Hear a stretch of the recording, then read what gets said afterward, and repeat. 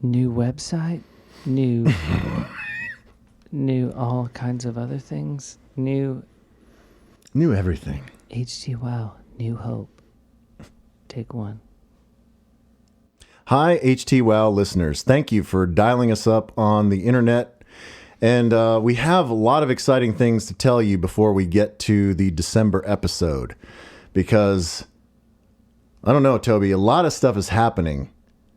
It's stuff that has been talked about between you and I for months now, and we're finally making it happen. A lot of people talk about things, but we actually did it. Yes, we followed through. And when I say we, I mean you. Yeah, I made it happen, but you are welcome to enjoy the spoils of my hard work. Thank you.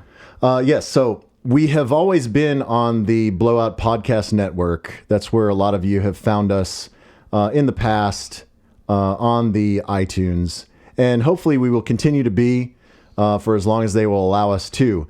But we also have now established our own presence on streaming services to make it easier for you to subscribe to us and keep up with us. So if you search HTWOW, you can find all of our old episodes and every episode we do into perpetuity on iTunes, Stitcher, and Spotify. You also should make sure that you check out oldwaver.com because we have totally revamped that website. Now, it is totally dedicated to the podcast. It has all of the old episodes. It has all of the ways that you can contact us. It has also the patron page, the premium page, where you can subscribe and get bonus content and free stuff. Well, it's not free because you're paying for it, but you can get merch. Then there's also the merch store where you can get stuff like stickers and buttons and shirts and hats and even random stuff like guitar picks or cornhole sets. Just random crap that I thought would be funny to put the HTWOW logo on, because we do have a new logo, a new website, new channels. We're going worldwide and we're blowing up, and we appreciate all of you who have found us before, and we welcome all of you that are finding us now for the first time. We're really excited to make this easier to find. Yes, we're very excited. We're very excited to now be easier to find. There you go.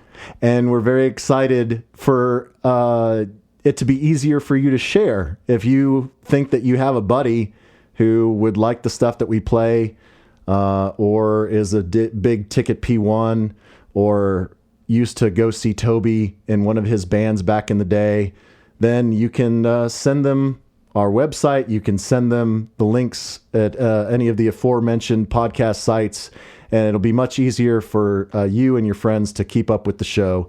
But thank you. Oldwaver.com, the end. That was a lot of information. You did great. Last Christmas by George Michael. By Wham. Oh, is it not? Yeah, we went over this last year. It's by Wham. Don't yell at me because I don't know the history forget Andrew of Ridgely. Wham.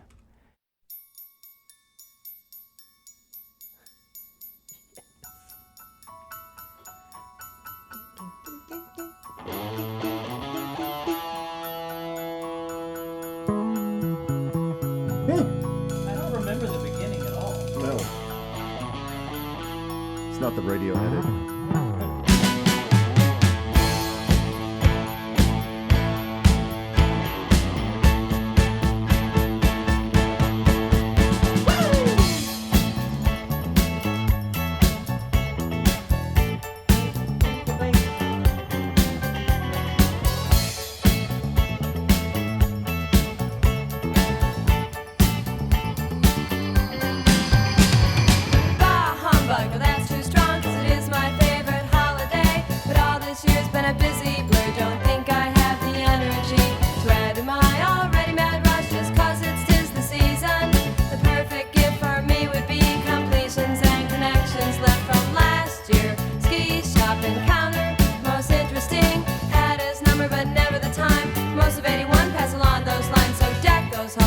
Those trees.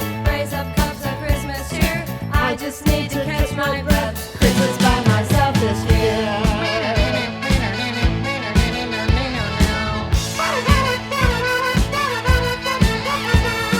Count the picture, frozen landscape, chill this room for 24 days. Evergreen, sparkling snow, get this winter over with. Flashback to springtime, saw him again. Would have been good to go for lunch. Couldn't agree, we were both free. We tried, we said we'd keep in touch. Didn't, of course, till summertime. Out to the beach to his boat, could I join him? No, this time it was me. Sunburn in the 3rd degree. Now the calendar's just one page. Of course I am excited. Tonight's the night I've set my mind not to do too much about it. Huh, what's going to happen? Are they ever going to get together? Hi and welcome. This is HTWOW number 18. High Tea with Old Waver, your favorite music and beer podcast. It's the December 2018 episode. My name is Dave. I'm also known as Old Waver. You can reach me on Twitter at Old Waver. He is High Tea, Toby Pipes. You can reach him at Toby Pipes on Twitter, at Toby Pipes. And we are back home. We are back in the friendly confines of Toby's home studio in College Station, Texas. Does it feel comfy to be back? Oh, it feels so good. It's so cozy in here. Not that anything was wrong with Tatches. It was great. No, yeah. If you missed last month, please go back and listen. We'll talk plenty about the subject of last month's episode. But November, we were on the road. We were in Dripping Springs in the hill country of Central Texas, outside of Austin, just to the west. Beautiful area. Yes, we were at Taylor Tatch's studio because you were there helping him with his new Shadow of Jets record or something, right? Yeah, we recorded guitars for the next 2 days after you left.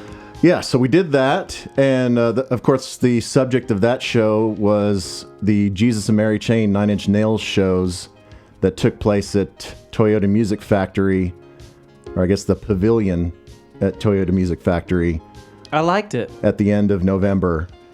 And yes, we have loads to talk about because you and I both went, and it was a very eventful evening. Lots of things went wrong, lots of things went right, and good times were had by all. So we'll talk about our misadventures, and then we'll talk about the show a little bit later. I do have gifts for you because it is a Christmas episode, but I think I'll wait until after my first song to give you my gifts. Oh, okay. You mean special HTWOW gifts? Yeah, they're special HTWOW gifts, and it will kind of, even though we haven't recorded the bumper at the front yet, it will harken back to the bumper at the front. Oh, okay, good. And it will kind of set up a little bit of talk about the future of the pod. It's a very exciting time for us. Yes. Not only is it the most wonderful time of the year, it is, it's kind of like this podcast is molting its adolescent skin and growing into a fully adult podcast. It's a new beginning. Yes. A new hope. Yes. So we will talk about that a little bit later. We are, of course, a music podcast and a beer podcast. And if this is your first time joining us, I bring 3 songs. Toby brings 3 songs. I bring a beer. Toby brings a beer. And we start today with my selection, a seasonal. But as I told you before we started rolling tape, unfortunately, the selection of seasonals was a little skimpy where I was. Where'd you go? Gosh, I think it was the Seagulls that I had gone to once before. It was right by the studio that I was at. So with the weird dude? Yeah, I don't think he was there. Okay. Yeah, so they didn't have a whole ton of seasonal selections. So I went with this one. It is from Breckenridge Brewery out of Colorado. They have good stuff. I can't remember what their flagship beer is. I didn't think to get seasonal. Was I supposed to? No, you can do whatever you want. Okay. But this is a Christmas ale. And if I can read, it says it's a Do you need malty, full-bodied winter warmer. And it's, I think, a 7.2% alcohol. Goodness. Well, at least it's not one of your... Yeah, it's not over 10, which is what I usually go for. Yeah, wasn't the last one, didn't they just give up on the... Yeah, I think the last one, the Bitter Sisters, was like 11 to 13. They just... It's always different, I suppose, whenever they do a batch. You know what we need to do? And we might have it at the end of the episode today. I saved 3 bottles of our homemade. Oh, of the Yacht Rock Saison from HTWOW Brewing? Yeah, and I had one a couple of days ago. Yeah? It's better than it was before even. Oh, we definitely need to toast to that this evening. It's the end of the year. Yeah. So we need to, talk about old times. Yeah. Reminisce about the year that was in HTWOW. This is good. Yeah. I'm not a huge fan of dark beers. If you can't see through it, I usually don't want to drink it because I'm just kind of, I don't know, vaginal in that way. I like a dark beer. But yeah, as the winter warmers go, it is nice and malty, but not too much.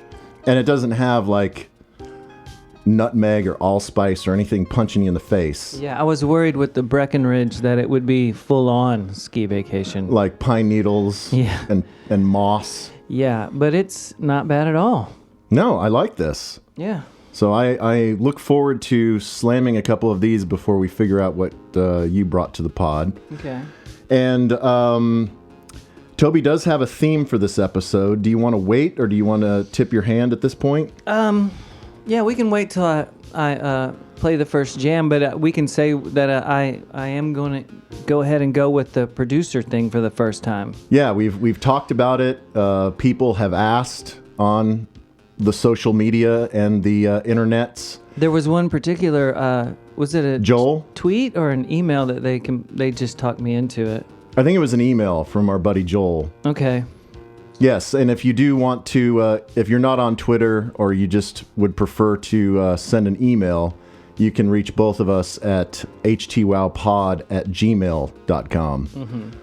Yeah, so Toby enjoys doing themed shows because Toby generally looks back into 70s, 80s, 90s for stuff that we need to listen to or revisit. And he's done a few that were about particular bands. He's done a few that were about particular artists who were in different bands and did solo stuff and collaborations and stuff like that. But this time you are going for the producer. Yeah, and that opens up a lot of options. Yeah, and I'll be curious to see what kind of the common threads are and how the producer that you chose puts his fingerprint on the stuff that he does. Yeah, I want to see if you can tell if it sort of sounds like if these producers have a certain sound. You know what I mean? Right. Because that's what, I mean, part of it is their reputation and their personality that makes bands want to work with them and I guess where they record. Mm-hmm.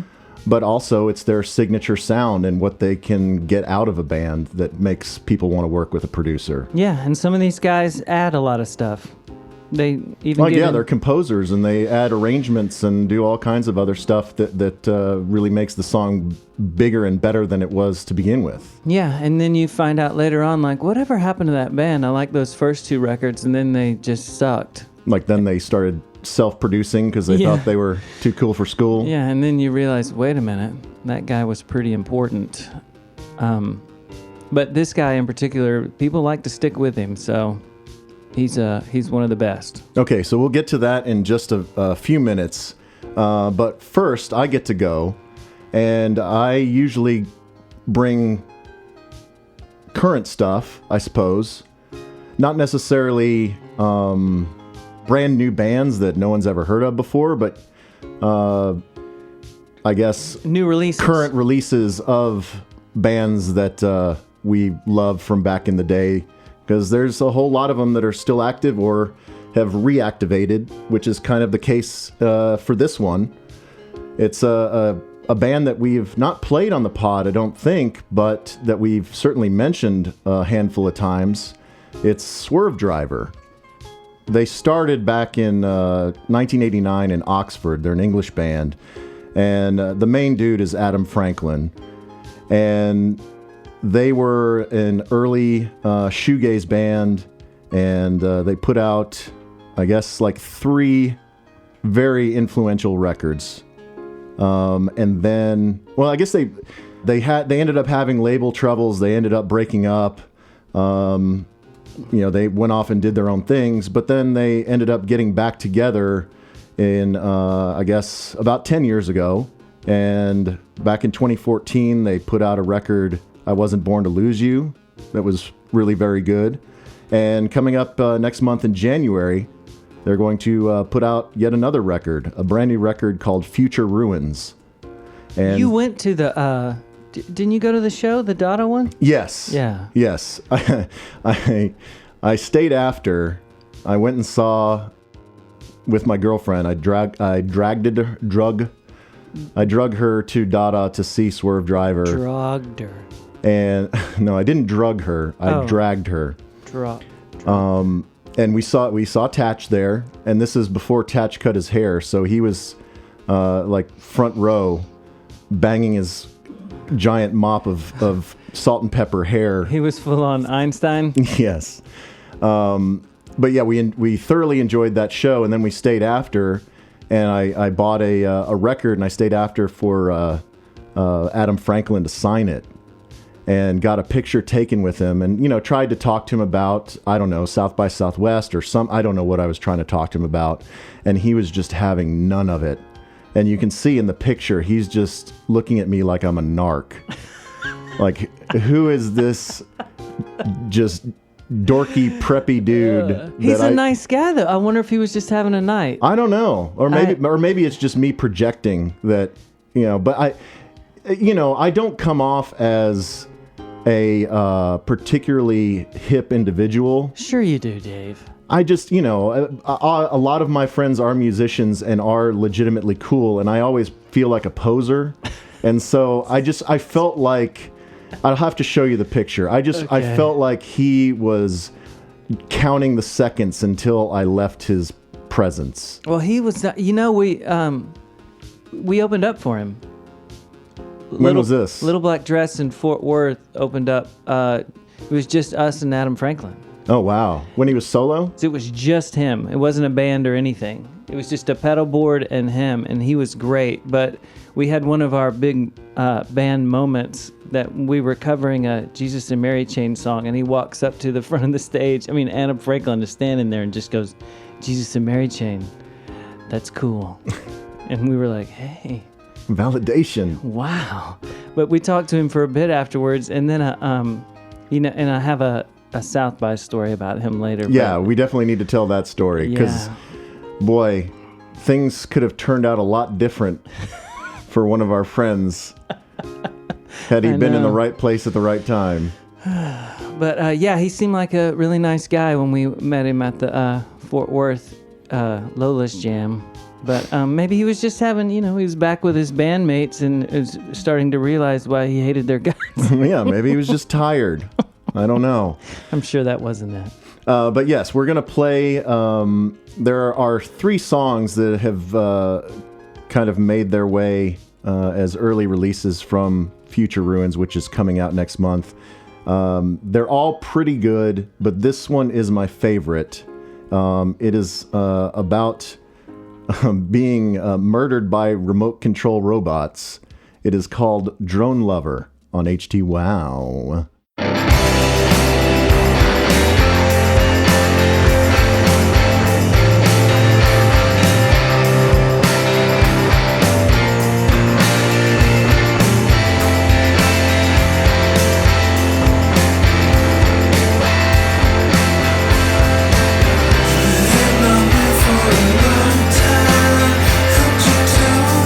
Even though my name, you got to know me.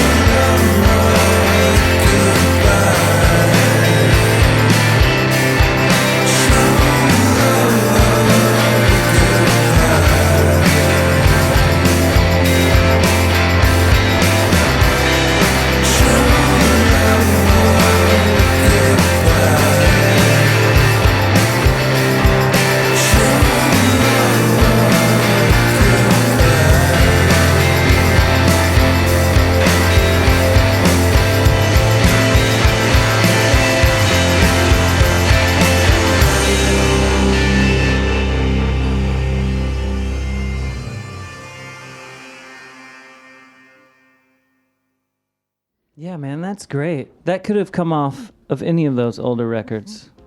Yeah, I mean, they definitely have perfected that formula.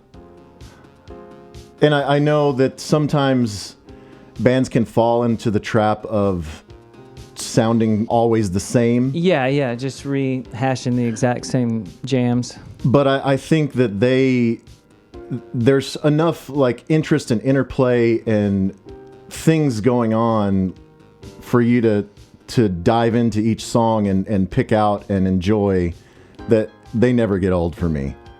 Yeah, his voice, there is something about it. It's awesome. He's always been cool. Man, those first two records, Raise and Mescal Head, and that's what when I saw them, that's what they were doing. Was, you know, they were doing their album tour where they were playing Raise and then Mescal Head. I think that was the last time they played at Trees, I think. Okay. And it was so great. Those first two records are must-haves if you're into shoegaze at all. Yeah, I was really into the records. I never saw the band proper. I've only seen Adam. Did he do some Swervedriver in the set that you saw? At South by or the Lola's one? The Lola's thing. Yeah, oh yeah. Yeah. It sounded great. But like I said, I felt bad for him because I was like, where is everybody? You know, I mean, it was decent in there, but for him at Lola's, it should have been packed. Like the South by show we were at was massively packed. But that was that would have been right after the band. When did they break up? Oh gosh. That first time. The first time, I think it was around 98. Oh, maybe it was a few years after that. No. Oh yeah, because 99th Dream came out in 98. And then they broke up like right after. Okay. Well, I can't remember exactly when it was, but the story is that, and this is the first time I met Adam outside when he was real angry about the night, because he started his set and you could tell that something was happening and they couldn't find their drummer, and the drummer finally showed up. And he was wasted, right? He could barely stand. And then and he kind of makes his way through the crowd and sits on the drum set, and you can kind of see Adam Franklin yelling at him, and because we were up on a balcony thing looking down at them right by the stage. What was that? Where were we? It was kind of on a side street off of 6th. Yeah. And it was an upstairs bar. Like you had to go up a staircase to get there. Yeah. And I have no idea the name of the place. Well, someone that had to do something with Adam Franklin got us up to that thing so we could look down onto the stage. And then about the second song, after between, maybe it was the second or third song, because he kind of yelled at him between every song and during songs, the drummer just fell off the back, didn't he? Yeah. Didn't he just kind of lean back, and then that was it? He never came back from it. And he basically just told him to, get off the stage, and that was it for that dude. And then said, does anyone here know any of our songs? And Taylor just happened to be at the bar or in the bathroom at that moment. I think maybe there was some reason why, he was either at the bar or in the bathroom or outside. But we were all like, where's Taylor? Yeah, because he knows all the songs. Hi-Fi Drowning worships Swervedriver, so it was like he knew every bit of these songs. And we were like, hold on. And the girl, this is why I thought the girl had something to do with him, because she was like, do you know anybody that knows these songs? And I was like, the guy that was just standing here as a drummer, and he knows every single one of these songs. Let me go find him. And then a guy that Adam Franklin knew in the audience goes, dude, I'll do it. And then he just, I wish I remembered the name of the band that guy was in. But anyway, he jumped up there and they started the next song and finished the set. Yeah, and then Taylor comes back with his drink like, hey, what's going on? And we were like, you blew it, Chief. If you had been standing right here, you would be a member of Swervedriver. I'm not too sure that was the drummer from Swervedriver that was with Adam that night. That guy, that wasn't just drinking. No. Something else was happening with him. He fell off the seat. Yeah, he fell backwards and almost kicked over his kit. Yeah, and then we talked to him. Were you with me when we talked to him outside? No, I wasn't there for that. Yeah, so I forget. Because he wouldn't have talked to you, because he would have thought I was a narc. I forgot who we were with, and I could tell he was kind of pacing up and down, and I was like, hey, man, this show, it ended up great. And he was like, are you kidding me? And I was like, it doesn't matter. This is the only thing anyone will remember from South by Southwest is that your drummer fell off the stool, and you had to get someone from the audience to finish the gig. It's better than the show. The story's better than the show. Kind of like the 9 Inch Nails. Did you make him feel better? He seemed to kind of go, yeah, but I don't think I made him feel better. No. I think he was kind of like, if I kind of agree with this guy, he'll probably leave. He definitely seems like he just ate a lemon. No, I think you got him on a bad night, man. So you think he's generally a happy-go-lucky guy? No, he is not a happy-go-lucky guy. Okay, that's all I'm saying. By any means. He's just, he's,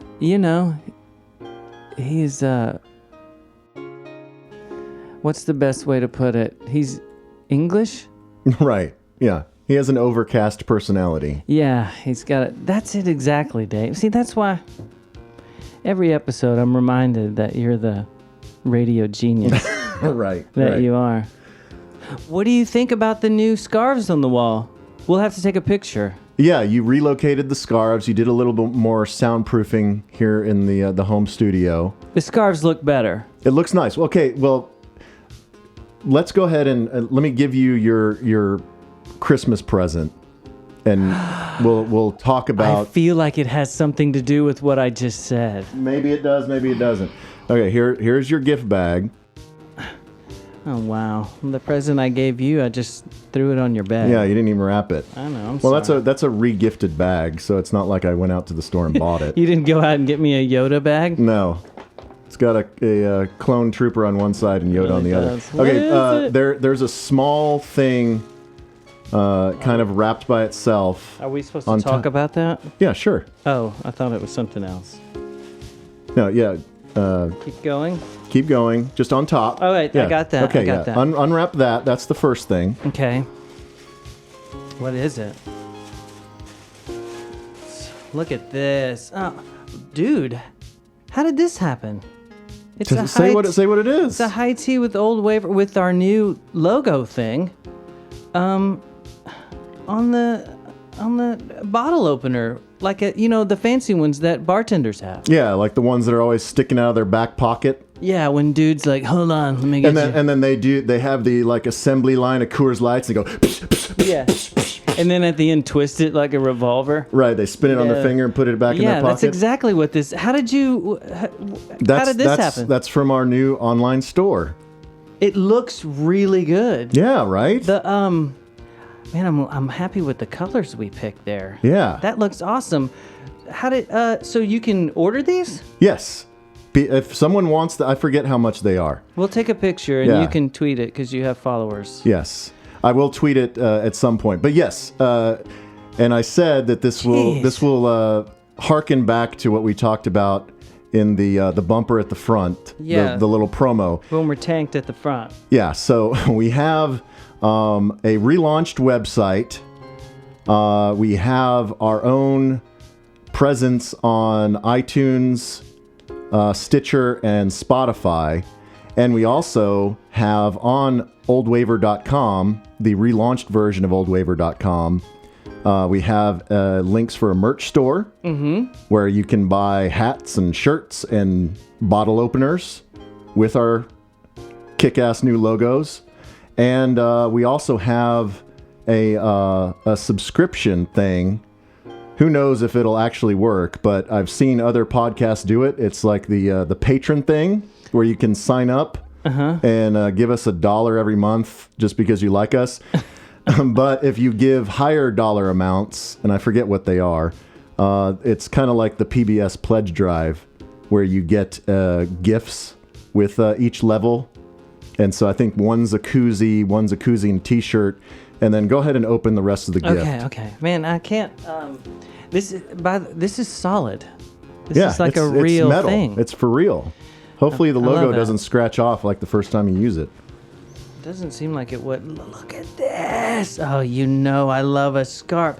When did you order this? A couple weeks ago. And it got here already. I know. It came on just Saturday, and this is a Monday. So it came at the last opportunity I had to bring it down here. Wow. Is this from that same German company? Yeah. So it's a footy scarf. And dude, this looks really good. yeah, it's got our logo on either side, and then in the middle where the club name would be, it just says HTWOW in all caps. Oh man, so Think it looks good? pleased with this. Wow. I can't believe that this happened. And you can just order one? No, I ordered 4. But still though, that's amazing. I ordered one for you, one for me, and then I have 2 in inventory because these are not available in the online store. The only way that someone can get a HTWOW scarf, you can sign up through the link at oldwaver.com at the $50 level, and you'll get a koozie, a t-shirt, an HTWOW scarf, footy scarf that Toby's holding right now. And I think you also will be able to choose the subject of a future episode if you want to. Man, this looks really good. It's legit, right? It really is. Wow. I know. I can't believe that you've done all of this stuff. You're really good at this. I am. I've been on a very productive streak. This is the kind of stuff that takes bands like 3 years to do. Well, I don't have much else going on in my life, so I can devote energy to frivolous things like ordering and designing HTWOW scarves on the internet. I'm real pleased with the logo. Do you want to give props to? Oh yes, we need to give props to Sweet Baby Angel, SBA. That's what my girlfriend calls him. They used to work together. He's a graphic designer and artist. He's really good and super positive. Yeah, guy. Tim Childress. He is so talented, and he did our new logos for us. And I had to, because when they do the stitching on the scarves, it's kind of like, it's blocky. It's kind of like 8-bit graphics. Yeah, it's sort of Atari. Yeah, so I had to kind of fix it when I uploaded it, so it looked right. It looks great, but it turned out good. It's like a record player is playing the top of a beer can. Yes. Man, I can't believe you did this. All I got you was a Nerf goal. That's okay. It's And okay, but it doesn't even have anything on it. It says Nerf on it. But it's going to bring hours of enjoyment to myself and my daughter. So Golly, it really will. I love my Nerf goal, but this is over the top. Yeah. I can't wait to send this out. yeah, so that is an HTWOW Christmas that you just listened to. But yeah, please go to oldwaver.com and check out the merch store and the patron page. And if you feel like ordering anything or you feel like supporting us in any way, we would truly, truly appreciate it. Man, that's awesome. I was not expecting that. Well, you're welcome, and Merry Christmas, Thank and you. Happy Holidays, and Happy Hanukkah, and Happy Kwanzaa, and Christmas. and all of the holidays. Ever. Best Christmas ever. Hashtag best Christmas ever. Okay, let's switch gears now, and let's take everybody out of their suspense. They've been holding their breath. Who is the mystery producer? Stephen Street. When I said it to you earlier, you, of course, were excited about it. Yes, I was like, oh, perfect. And the first thing I asked was, do you follow him on Twitter? Because I do. Does he have like 1 million fan? Like he's a pretty popular guy. I don't think so. Let me tell you. Hold on. He has just over 10,000 followers. Wow. He's just at Street Steven. Well, He's one of those names, especially if you like the kind of music that we like, that you've no doubt heard over the years. Go back and look at your records. I'm sure Stephen Street is on there somewhere. Even as an engineer in the early days, he was in a he started off, of course, once again. You know, I always say good engineers and producers always start off as bass players. Right. I don't understand why, because I think that they feel like they need to do something else for the band, like record them. Right. And They need to prove their worth. He was in a band called BIM or BIM. Mm-hmm. They did okay, but then him and his the other guy in the band ended up producing Massive Attack and Nana Cherry, and I think married Nana Cherry. Yeah, Cameron McVeigh. Do you have the thing up? I have Stephen Street's wiki. So yeah, Cameron McVeigh was the other dude in BIM who went on to produce Massive Attack. Yeah, and a couple of other things, which is kind of cool. But his first thing when he started at, because back then a lot of the record companies would have the studios that they worked out of a lot. It was the Island Records one, but I can't remember the name of it. Fallout Shelter Studio. Yeah, one of his first as an in-house engineer was with the Smiths. How lucky is that? Yeah, no kidding. That on their second single, I'm not sure if it was their second single, but on one of their very early works, the Smiths are in there, and he says on that same page that he'd just seen them a few weeks before on Top of the Pops. How cool is that? Yeah, it was Heaven Knows I'm Miserable Now. That was like one of his first jobs working at the Island Records studio. That's awesome. And then, of course, for years after that, he worked on Smith's records, ended up producing a bunch, and then doing a lot of Morrissey stuff. But for the first song I'm going to play of his, we've probably talked about this a lot, but how do you feel about Meat is Murder as a Smith's record? I enjoy it. It's not your favorite one? I would say it's probably my second favorite. Mm-hmm. The Queen is Dead. I mean, if we're just talking proper albums, not compilations. Yeah. Like Strange Ways, Queen is Dead. Self-titled. Yeah. So if you were out of those, I mean... Queen is Dead is number one for me, then Meat is Murder, then Strange Ways, then the first one. Yeah, I think that Meat is Murder might be my favorite. Really? Yeah, and I remember the day my brother brought the cassette home, and looking at the album or the cassette cover, with the army helmet with the Meat is Murder on the side and the whole. I thought it was so cool. But this is the first song off Meat is Murder, and it's a good kickoff if you want to get into Stephen Street's style. And you're going to play it on yellow vinyl. I know. I don't think that was normal. I don't know why. Is that a reissue? I'm sure it is, but I'm always surprised when I get it out because I'm like, look how cool the vinyl looks. We'll take a picture of that too. Looks great. It looks awesome. But let's play it and then we'll talk about it afterwards. Headmaster's Ritual by the Smiths and Stephen Street on HTWOW.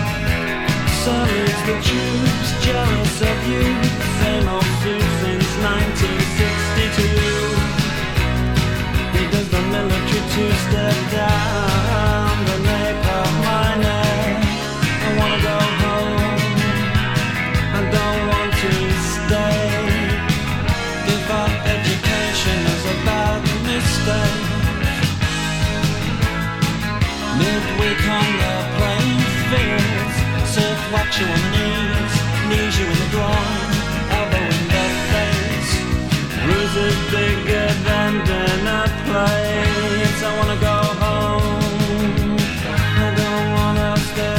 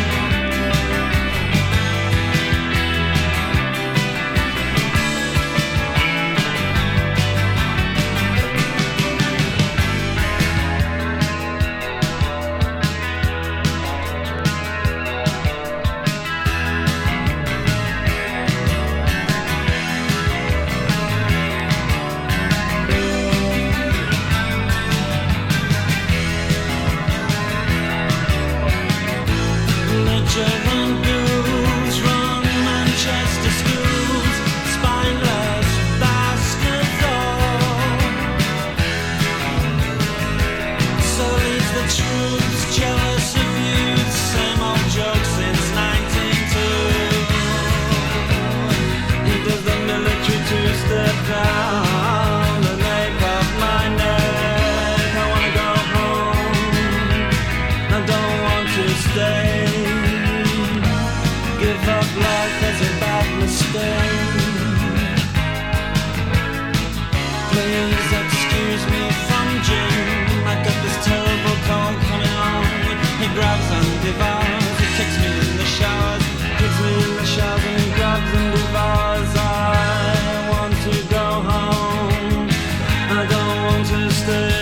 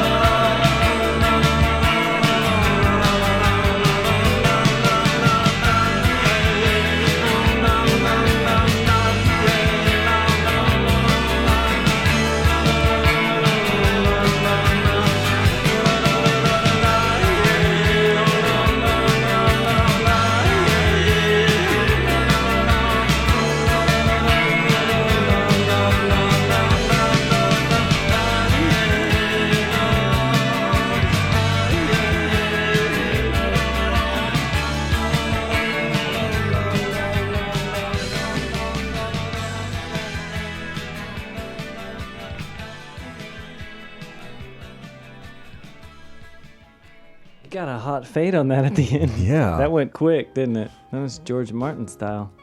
Yeah, that has always been a favorite of mine. I mean, it's a great side one, track one for damn sure. So good. If you're gonna work with bands early on, I would pick the Smiths. Yeah, if that's going to be your first job, it's a good job. But he, like I was mentioning earlier, he is one of those producers that, especially later on with Morrissey, he wrote a lot of that stuff. Mm-hmm. But I think that's why bands like working with him so much, because he's a musician guy. He knows what he's doing. Well, I didn't remember, or I guess I didn't know that Stephen Street was a bass player first. But it makes sense.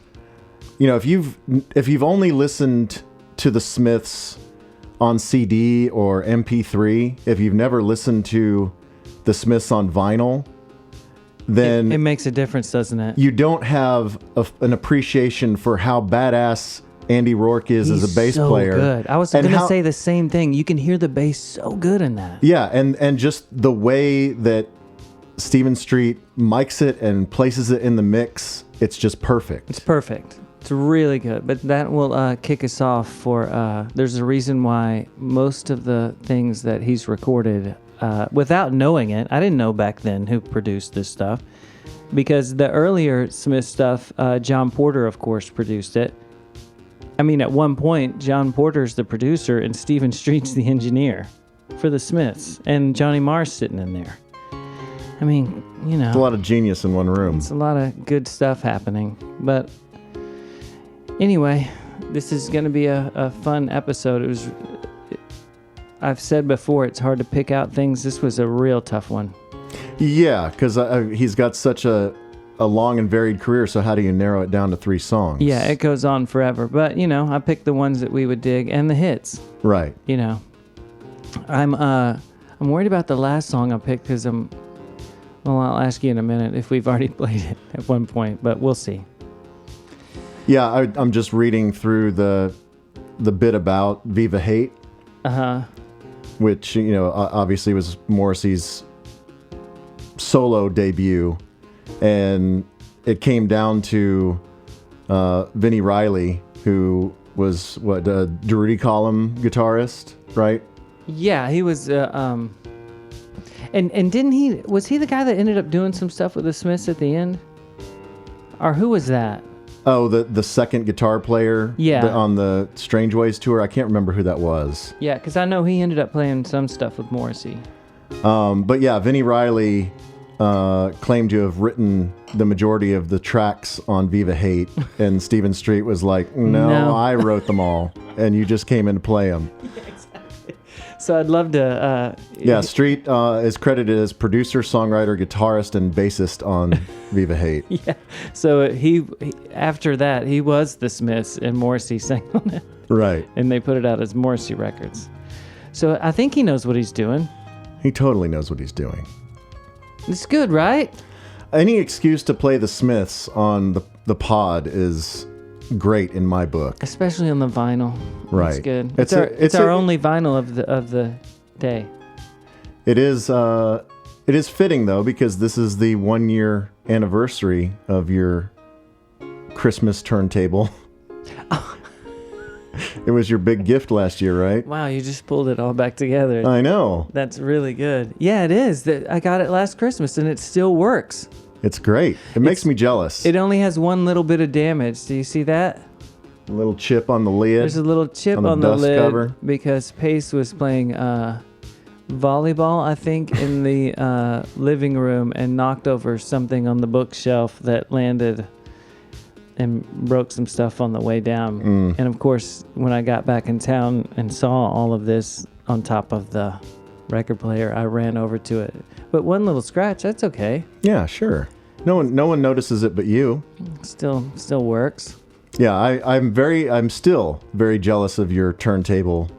One day, because I have the, what did we decide that was? Is it an Audio Technica? I don't know. I forgot to look at it again. Yours?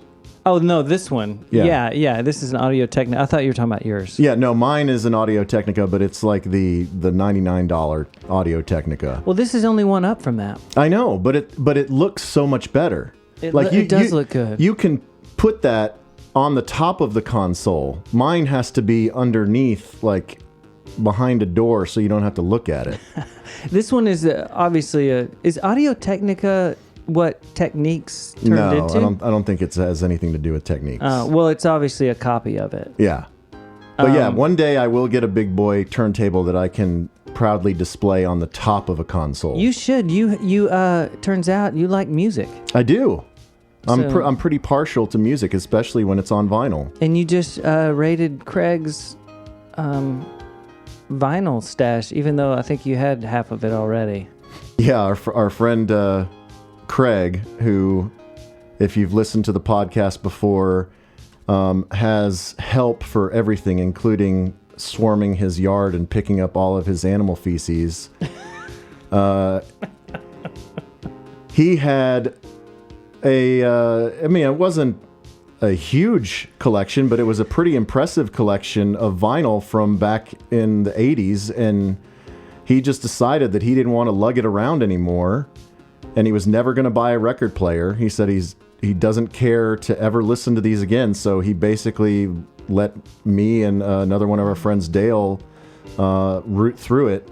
Well, it's because it's not like he doesn't ever want to listen to him again. He's got them all it's all digital for him now, and right. Which makes sense for Craig because it's cleaner. Right. Yes. Yeah. He doesn't have to worry about dust. And he's the cleanest. I mean, could you imagine Craig putting a vinyl back in the paper? Right. Like he puts on white gloves. Oh, God. Yeah, so it worked out well for Dale because quite a few of the albums were ones that I already had. But I did come away with some really good stuff. We probably need to, at some point, I'll try and do a Craig's collection episode, and I'll bring stuff that I lifted off of Craig. Craigslist? Yeah, Craigslist. Albums I got off of Craigslist. That's pretty good. And it is good. You just mentioned Dale. Mm-hmm. Man, that dude, if you want to go see a concert... He's a good concert buddy? He is the most chill concert dude. Yeah, he was our fourth for 9 Inch Nails and Jesus and Mary Chain. Man, do you want to get into that next? Yeah, let's do that next, because, man, he takes it easy. Yeah, he does not care about anything. Yeah. And that's great, because there was a lot of stuff that there was a lot of could stuff have going cared on. about. Because, people talk. Right. Yeah, I hate that. We'll talk after. Yeah, we'll talk after we'll discuss it. And man, I was nudging him going, hey man. And he was like, yeah. He's chilled out. But we'll get into that. We'll get into the, because we got stories. Do you want to play your next jam? Or yeah, do you want to?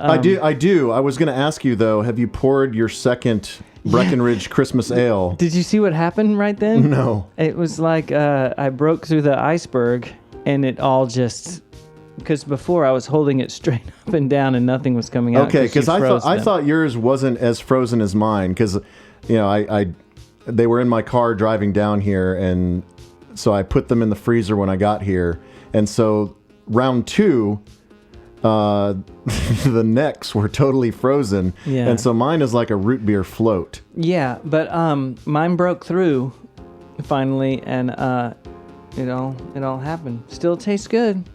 Usually, that's a cold beer. Usually by the second one, I'm starting to get real honest about how I feel about the beer. No, this is really smooth, especially this is actually all right. for a stout. Yeah. I enjoy it. Okay. Good stuff. I am going to now play another 90s band, not necessarily contemporaries of Swervedriver, because they were in a completely different scene. And I don't know if you really have any connection or history with this band at all. They're from LA. Okay, then probably not. And they are, I guess they were active from 90 to 97. And then they got back together back in 2014. So the song that I'm going to play is off of the second album of their reunification. Oh, okay. So it's still new. They're just older band. Yeah, it's brand new. But yeah, they were broken up for 20 years. It's a band known as Failure. Failure.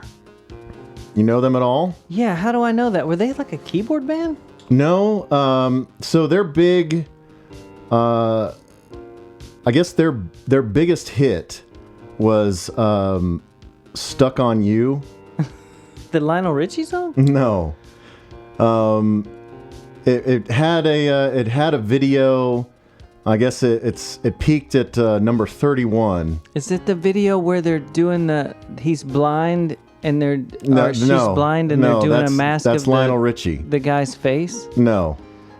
But there was a video. It was off of their album Fantastic Planet. I know it's not going to be heavy metal, but it's kind of metal. It's a little metal. It makes you think metal right away. Failure. Yeah, so like they write it with like super sharp letters. Yeah, so they put out 3 records in their first go round: Comfort, Magnified, and Fantastic Planet. Comfort and Magnified they're cult classics. People like myself like them, but nobody ever really heard those records. But Fantastic Planet was kind of a breakout for them. And like I said, Stuck on You, it went to number 31 on the mainstream rock chart and number 23 on the modern rock chart. And they, name of their songs and their albums take away the metal. Right. Like Stuck on You and what Fantastic Planet? Wait, what's it called? Fantastic Planet. Yeah, that doesn't make you, already takes that away. Right. They have a very lush, layered sound. It's very, they rely a lot on dissonance and minor keys. Okay. It's very kind of sad heavy. I don't know. They are one of like my guilty pleasures. I have loved them for so long, and no one I know knows about them, much less loves them as much as I do.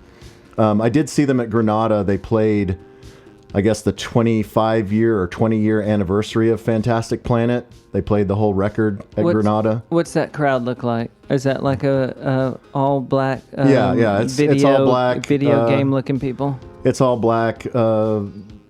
Overweight guys with goatees. Comic booky. Yeah, kind of comic book guy from Simpsons. They also, I can play this for you later. I think you might really dig it. They did in '97, right before they broke up. they contributed a track to a Depeche Mode tribute album, and they chose to cover "Enjoy the Silence." I think that's... Is that how you've heard them? I know. Okay. They did a great cover of "Enjoy the Silence." Okay, cool. So the main dude is Ken Andrews. He's like the guitarist and singer, and he also has a career as a producer and engineer. He's done a lot of different stuff, and he did a couple of projects on his own. A project called On, and then another project called Year of the Rabbit, and of course I bought all of those. Did he spell on like AWN? No, it was capital O, capital N. Oh. Not a very SEO name for a band. What is SEO? Search engine optimized.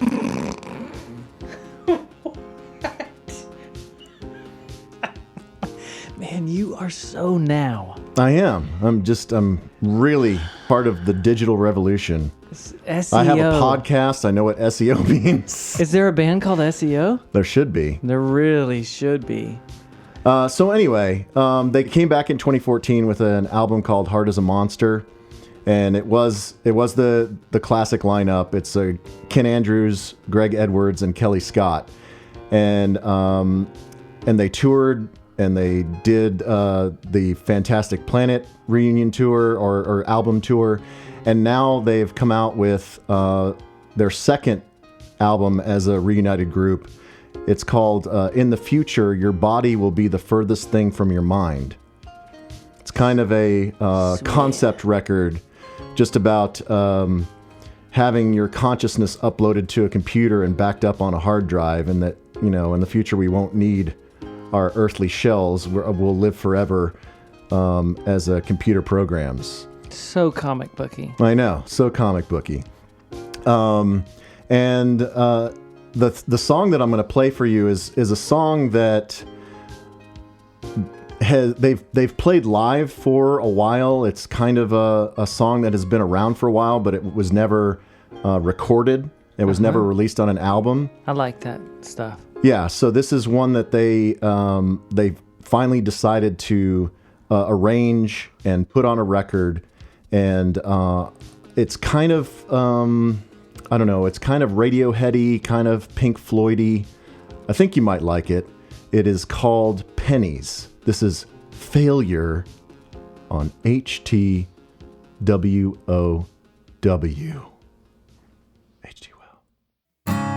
Had a piggy bank like a lion's head, knocked it off the shelf, broke down by the bed. Pennies from a skyscraper can kill.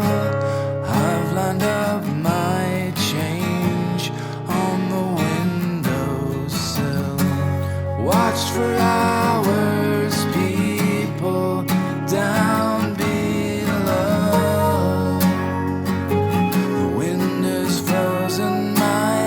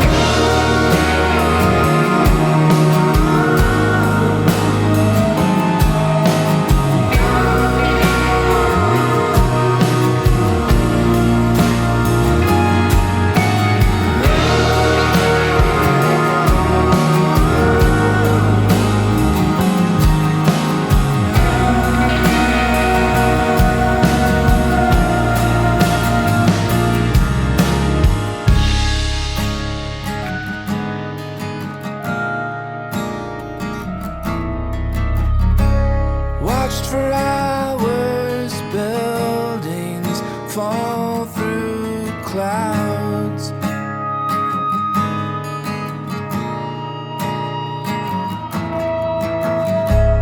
Walk the shadowed streets in a happy fear, looking up for change, shining through the air.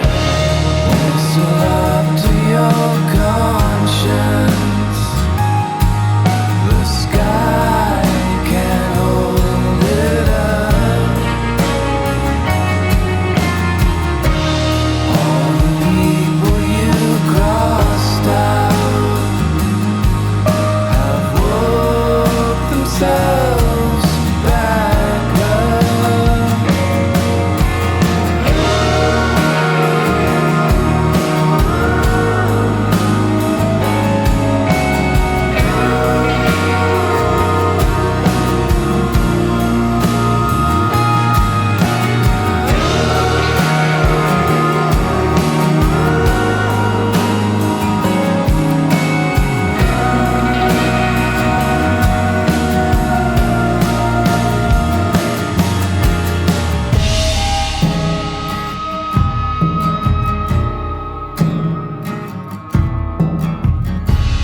Pennies from a skyscraper can kill.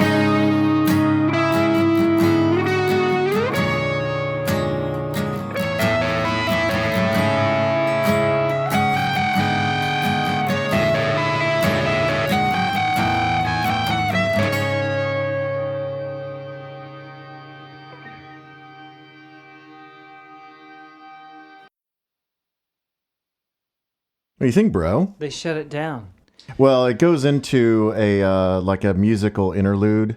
Okay. Like what they started on Fantastic Planet having what they called segues. They numbered them Segue 1, Segue 2, Segue 3. Mm-hmm. And then they continued that on the last record and then this record. So they keep numbering them. It's cool. I like the chorus. It's when it starts off, it kind of threw me because it's a bit grungy. Yeah, I mean they kind of came up in the grunge scene, but they were more, I guess, proggy and like space rock than the rest of their contemporaries in the grunge thing. Yeah, it's almost like I was expecting them to go to the grunge fallback of we hit the chorus, so let's... And it gets really loud. Yeah, let's throw on and they added some keys and harmonies. Yeah, and that's how their big single "Stuck on You" is. It's like quiet, loud, quiet, loud. Mm-hmm. But this record, it's really grown on me, and it sounds really good. Just to give a little bit more context around the band. So I mentioned that the main dude, Ken Andrews, is a producer. Uh-huh. So some of his notable collaborations, he's worked with Pete Yorn, Paramore. Okay, yeah. Tenacious D, Black Rebel Motorcycle Club. And then he also did, I don't remember this song, but he did the Chris Cornell James Bond song for Casino Royale. Oh. Called You Know My Name. I don't know that song. But, I don't either. And then so Greg Edwards, who I believe is the bass player. Mm-hmm. Let me verify that. Hold on just 1 second. Okay, yeah. So Greg Edwards, who is the guitarist bass player. So like Ken Andrews and Greg Edwards, when they play, they kind of switch off. Like one will play guitar and the other will play bass on this song, and then the next song they'll switch. They go both ways. So Greg Edwards, during the breakup period, he was in a band called Autolux that some people may have heard of before. That sounds slightly familiar. Was that like an all-star band thing? Yeah, it was, gosh. Doesn't matter. Guy from Edna Swamp. I don't know. Well, I might have over. Yeah, but they did work with T-Bone Burnett on that record. Cool. And they've been around. The chord progression kind of reminded me of something, but these days, what are you supposed to do?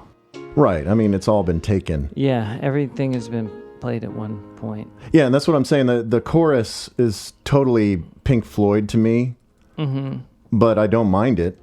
And, it's definitely kind of an outlier for the record, but as I said, it's kind of a legacy song for them, and it might be kind of the most different sounding and coolest sounding song on the record. So I wanted to play that for you. Good. What they need to do next is no one these days is going back to a good 80s hair metal ballad. I don't think they'll do that. You don't think they'll do that? One thing that they did do, interesting, I don't know what you'll think about this strategy. Mm-hmm. So, this album, The Future Your Body Will Be the Furthest Thing from Your Mind. Take two. In the future. The problem is there's too many words. Okay, but here's the thing. So what they did is they released it as 4 separate EPs. So the first one, In the Future, was released on March 30th. And then they released the second, Your Body Will Be, on May 25th. I totally see what And they're then doing. they released the third, The Furthest Thing, on September 14th. And then they released the final EP, From Your Mind, back in November. And then they released the whole thing, all 4 EPs together. So In the Future was actually in the past. Yeah, bro. I mean, it's so weird It's how they so- did that, and it made all kinds of sense to me when I was thinking about it, but now it's not a big deal. Anyways, yeah, I encourage people to just give Failure a chance. Again, they're one of my my pet bands that I like that no one else is into, but I hope that maybe one person will become a Failure fan. Who went to go see Failure with you? Nobody. I went by myself. Oh my God. Yeah, see? I mean, Failure is kind of, they're my spirit animal. Is that I why mean- you have Failure tattooed across your... Yes, I have Failure tattooed across my stomach, above Yeah. my navel. I was going to say stomach. Yeah, no, Failure, I mean, if there was the perfect band for Davey, it would be a band called Failure. Failure. Anyway, I like get it. No, it's good. Do you want to talk about, I guess, speaking of Failure, the Jesus and Mary Chain 9 Inch Nails adventure that we had? Yeah, or do you want to play another song? Let's play another song. Let's play another song, and then we'll get into that. Yeah, because we talked about Failure a whole lot there. Okay, I'm sorry. You can cut it all out. No one No, cares. no, they do care. No one cares. No Look, one cares. Dave, you have just introduced Failure to a lot of people that didn't know. I know. It's amazing the reach of this podcast, and no telling the exponential growth that we're going to experience with our new presence. Good. All right, Stephen Street. So we skipped over. So the Smiths happened. And I'm Right. sure he did many things during the Smiths thing. I know he's worked with plenty of people. But then the next up on his what would you say, on his wall of fame?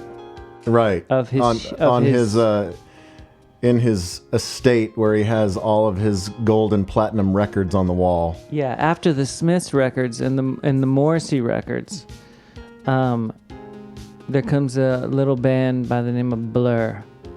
Blah. Have you ever heard of Blur? I have. They're a British band, Yes. Dave. If you haven't heard of them. Yeah, I believe they ushered in the era of Britpop along with another little band called Oasis. We've played Blur many Yes, times. we played the Universal a few months back. Yeah, and talked about them plenty. But he seems to already start having a history with great guitar player guys. Because, of course, Graham Coxon is one of the best. Yes, and he continued to work with Graham in his solo career after he split from Blur before he came back. Yeah, and that's all making me think that he must be a good hang. Right. Right? Like, Yeah. if these people... Why would you want to keep going back to him for 4 albums with your band and then 3 solo records? Especially after he left the band and Blur's still going on, and he was like, well, I still need Stephen Street to do it. Right. Like, I'm guessing Graham Coxon could have probably done it on his own. Yeah. Especially that first one. That first one, Happiness in Magazines, was very lo-fi. Yeah. Well, I think even before that, the one that Stephen Street wasn't involved with, there was a record called The Golden D. Did you ever have that one? Graham Coxon? It's really good. He covered the, I forget the name of the band, but he covered that song, That's When I Reach for My Revolver, Burma. Missions of Burma song. Oh, yeah. That was my favorite Graham Coxon solo jam, was their cover. But anyway, Stephen Street had nothing to do with that, so I'll cut that out. But yeah, these bands seem to stick with this guy, which makes me think he must be cool to hang out with. But even besides that, I think he's probably a really good musician. Like, he adds a lot. He's just not some guy turning the knobs. He's going, give me that. They value his contribution. So he heard the first Blur single before I think they had the album going. What was that first one off of? She's So High? She's So High. And then the big one, There's No Other Way. Right. When you got into Blur, did you go back to Leisure? No, I remember, I didn't buy Leisure, but I remember There's No Other Way when it came out. Yeah, to me, this was more of a... I thought Blur was like the Charlatans. Yeah, because, they started out as kind of Manchester baggy. Yeah. And then that didn't satisfy them creatively. So and they got real it didn't really Britpop. go anywhere. Yeah, and so they reinvented themselves on Modern Life is Rubbish. Yeah, but if you had a mixed cassette thing that had Stone Roses on it and Charlatans, this song would have been on that. And it sounds great to this day. Yeah, it's still. Is that what you're going to play? Yeah. Because you have a lot to choose from. Because I'm looking here at the wiki. So Stephen Street heard She's So High, and he contacted Blur's manager and said, "Hey, I want to work with these guys." And then he produced There's No Other Way. Yeah, a lot of his things on there seem to be him hearing something and contacting someone and going, you should work with me. I'll make you sound better. Yeah, and then he went on to do Modern Life is Rubbish, Park Life, Great Escape, and their self-titled one. Right. And I saw in some YouTube interview that he's sitting there with Graham Coxon on that last record he did, thinking the reason why that one, what was the last one you said? Is it a self-titled? The self-titled Blur? Yeah, he was thinking around then that the band and everyone knew that they needed a change in sound, and he thought that he was going to be the change. Like they were going to get rid of him, and they didn't. No, yeah, Blur, that's the one with Song 2. Yeah, but this was a huge song, early 90s. What year was the There's No Other Way and all that? Is that 91? There's No Other Way was 91. Yeah. So that was right when I'm getting to North Texas. And this got played a lot. Yeah. Well, this is kind of right before or right as grunge was hitting. Yeah. So this still got played on the radio before everything became like Stone Temple Pilots and Nirvana and Pearl Jam. This was still Catherine Wheels getting played, Jellyfish, things like that. If you went to Institute in Deep Ellum, this song would have come on for sure. I'm sure that there are 12-inch versions of this that go on forever, but I don't have them. The drum sound is so good in this. It just makes you want to get up and shake your booty. It's really good. And it also kind of, he's moving along with the times, which gets me to what I'm going to play after this, because I think you're a fan of the next band I'm going to play. But this is Blur. There's No Other Way. I could have picked any of but let's play the first one he got involved, right? He picked up the phone and he made this happen. He made this happen, and this song made them big. There's No Other Way by blah HTWOW.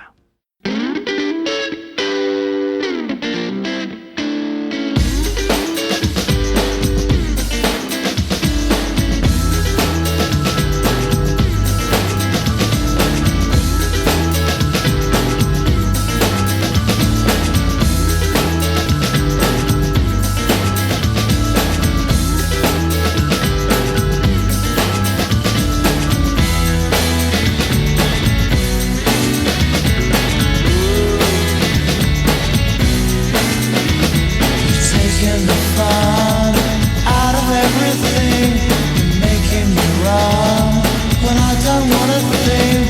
Taking the fun out of everything, I don't wanna think at all. There's no other way, there's no other way. All that you can do is watch them play.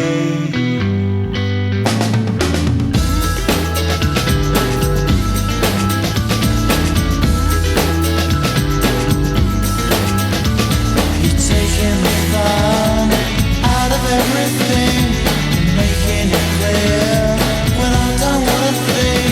You're taking me up when I don't wanna go up anymore. I'm just watching it all.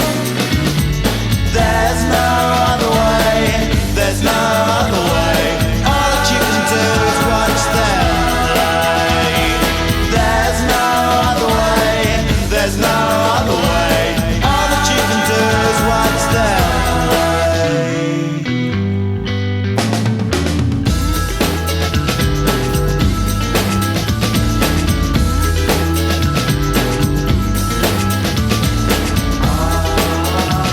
Watch you play. Watch you play.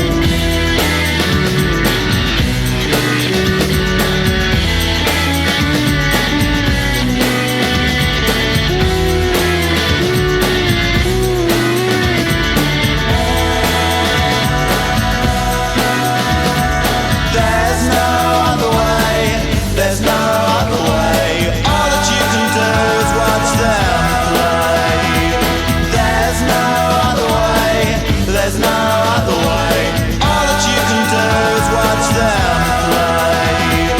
There's no other way, there's no other way. All that you can do is watch them play. There's no other way, there's no other way.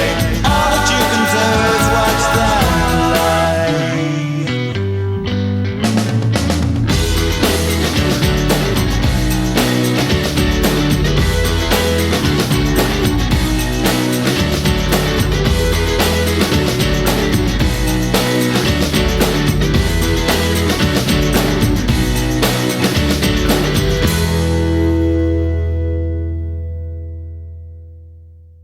He might be the master of the guitar sound. Yeah, I mean, it's hard to pick out what is the best sounding thing. I mean, because the guitar sounds great, but the tambourine, the kick drum, the entire Yeah, once again the bass. it's like- all good. And I love and I know a lot of people hate this, but I love it when stuff sounds clean. Like that you can pick out everything. Right. You know, the way he places everything. It's just he's got a way. Well, it's real easy for things to get muddy Yeah. when you have a lot of stuff competing, and like you said, when you can pick everything out and everything sounds crystal clear, and you can close your eyes and picture yourself in the room. And once again, nothing makes you sound better than picking the right people to work with.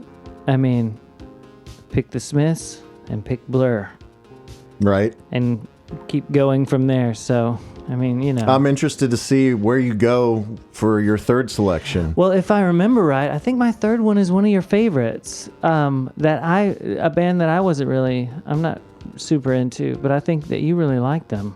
Okay.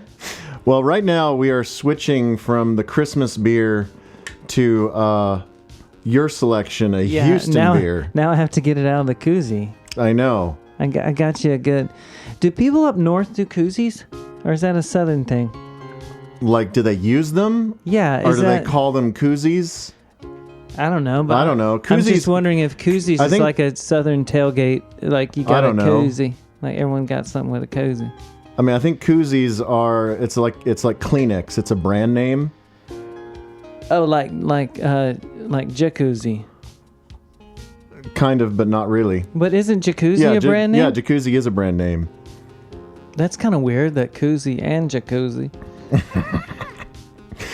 So this is what... Drinking's fun. This is from some place that I've not heard of before. Eighth Wonder Yeah, Brewery. you have. We've done that. I think we've done one. No, we have not. This is out of Houston. We've done plenty of Houston beers, but we have... I just went through all of this crap in updating the website, and we have not done an Eighth Wonder beer. Oh, well, that's weird. It is Houston, right? Yeah, it is. Well, why else would they call it Eighth Wonder? I don't know, Dave. Because the Astrodome is the Eighth Wonder, and this is called Dome Foam. Yeah, when you walk up, you remember when we went to the Dynamo game?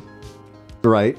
When you're walking down that main street where all the new stuff is in the area they call Edu, there's an Eighth Wonder Brewery right there. I missed it. Close to downtown that you can go in. Right by the convention center? And the reason why I got it is because it has the Astrodome on there. I know. That is one of my childhood...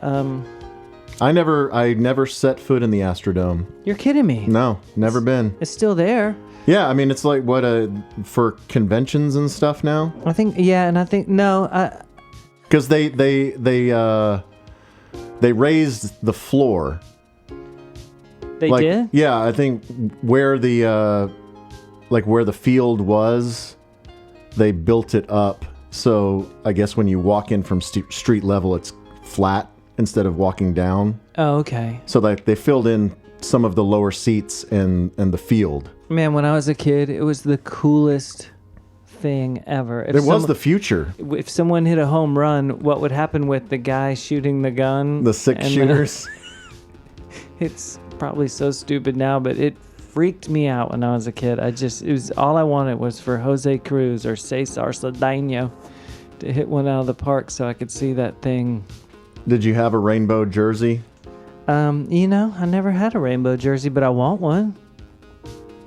We would go there to see every time they played the Cincinnati Reds. Why is that? Because I had to see Johnny Bench. Oh. Is that weird? No. He's a draw. Best catcher of all time. He was a big deal for me. Yeah, so this is a throwback cream ale, is what they call it. It's 5.2. So again, you bring it back down after I try and crank it back up. Well, you gotta hit us. You gotta slap us in the face at the beginning, and then I try to we gotta keep it steady. We're already slurring, so yeah, it's good to kind of coast to the finish line from here. Yeah, most people won't even know how much because of what I've taken out. See, people don't realize how dumb we actually get. If they would have heard the uncut version, is there something that on our new thing that if someone wants to hear no, the total uncut 4-hour version? No one ever needs to hear the uncut. But I will tell you, the listener, that I talked earlier about the patron program, the premium content. And so we're not going to start it until January. We're going to give everybody a month to get on board when we relaunch the website here in December, and we'll see if we get some subscriptions, whatever. But if you, I think anywhere from the $5 a month above, whatever the levels are, like I said, I can't remember what they are, then you will get, we've always talked about HTWOW After Dark, which is we record the podcast in the afternoon/evening. Then we, and we drink all through the podcast. Then we have dinner and we drink more at dinner. And then we come back into the studio and we listen to more music that we said we would listen to. And so we're going to start recording that. And that will be premium content, subscription content that you can, it'll be, I don't know, 45 minutes, an hour of us wasted listening to music, and you'll be a fly on the wall for that. So That'll be real stupid. yeah, we'll see how that goes. Yeah, and I'll tell you what, I don't really want to edit any of that. No, there should be minimal editing. Like, that won't be up on people can't.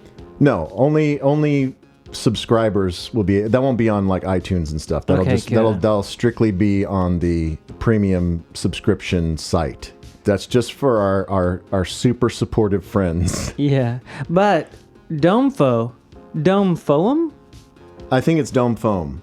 Faux'm. Yeah, it's faux. Faux. It's like faux apostrophe M. Dome foam. Dome foam. Anyway, once again, I went for the packaging, and it's not that bad. No, it's got kind of the blue and orange, the old school Astros colors. And I also went for it because I don't mind a cream ale. Did you ever used to, and I think we've talked about this, maybe not on the pod, but just in general, try Little Kings? Yes. Yeah, the tiny bottles, like the 8-ounce bottles. Yeah, and their cream ales, they used to be around the same area that you would find Mickey's. Right. And Mickey's is just a headache in a jar. Have you ever had Genesee cream ale from upstate New York? I think I have. I'd have to see the label. It had a green label, I think gold script on it. That sounds really familiar. I first had it when I went to visit some family in New York, and I thought it was great. But yeah, you drink like 3 of them and you want to throw up all over your shoes. It's not because it's strong, just because. I guess it turns in your stomach. I don't know. Well, the Little Kings were awesome because they. I'd love to find some and see if they're still good. But they, you could finish a bottle in like 10 seconds because they were tiny. Right. And they're not tiny. They're probably like what, 6 or 8 ounces. They were 6 or 8 ounces, like the Corona Ritas. Yeah, and you like would get the little tiny Coronas that you get on the bus when you get off the plane at the airport in Cancun. Wow, look at you. Whatever. Vacation Dave. I'm just trying to contribute. But yeah, they'd give you like 8 of them instead of like a 6-pack. You'd get a 8 or. Man, I wonder if they still make Little Kings. But anyway, Surely they do. I love a cream ale. And so this worked out because I don't know if you're having we're not running out of beers, but I'm obviously gonna have to start going to different places. Yeah, you can't just go to the same store. They're gonna have the same stuff. It's all the same stuff, or definitely from the same brewery.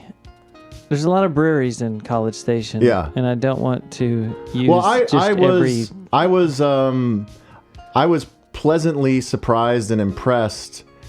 As I said, when I was going through, because previously we took pictures of the beer, but we didn't put the names of the beer anywhere. But now it's in the notes, it's on the website. I have links to the beer rating website so you can look it up and find it for yourself, whatever.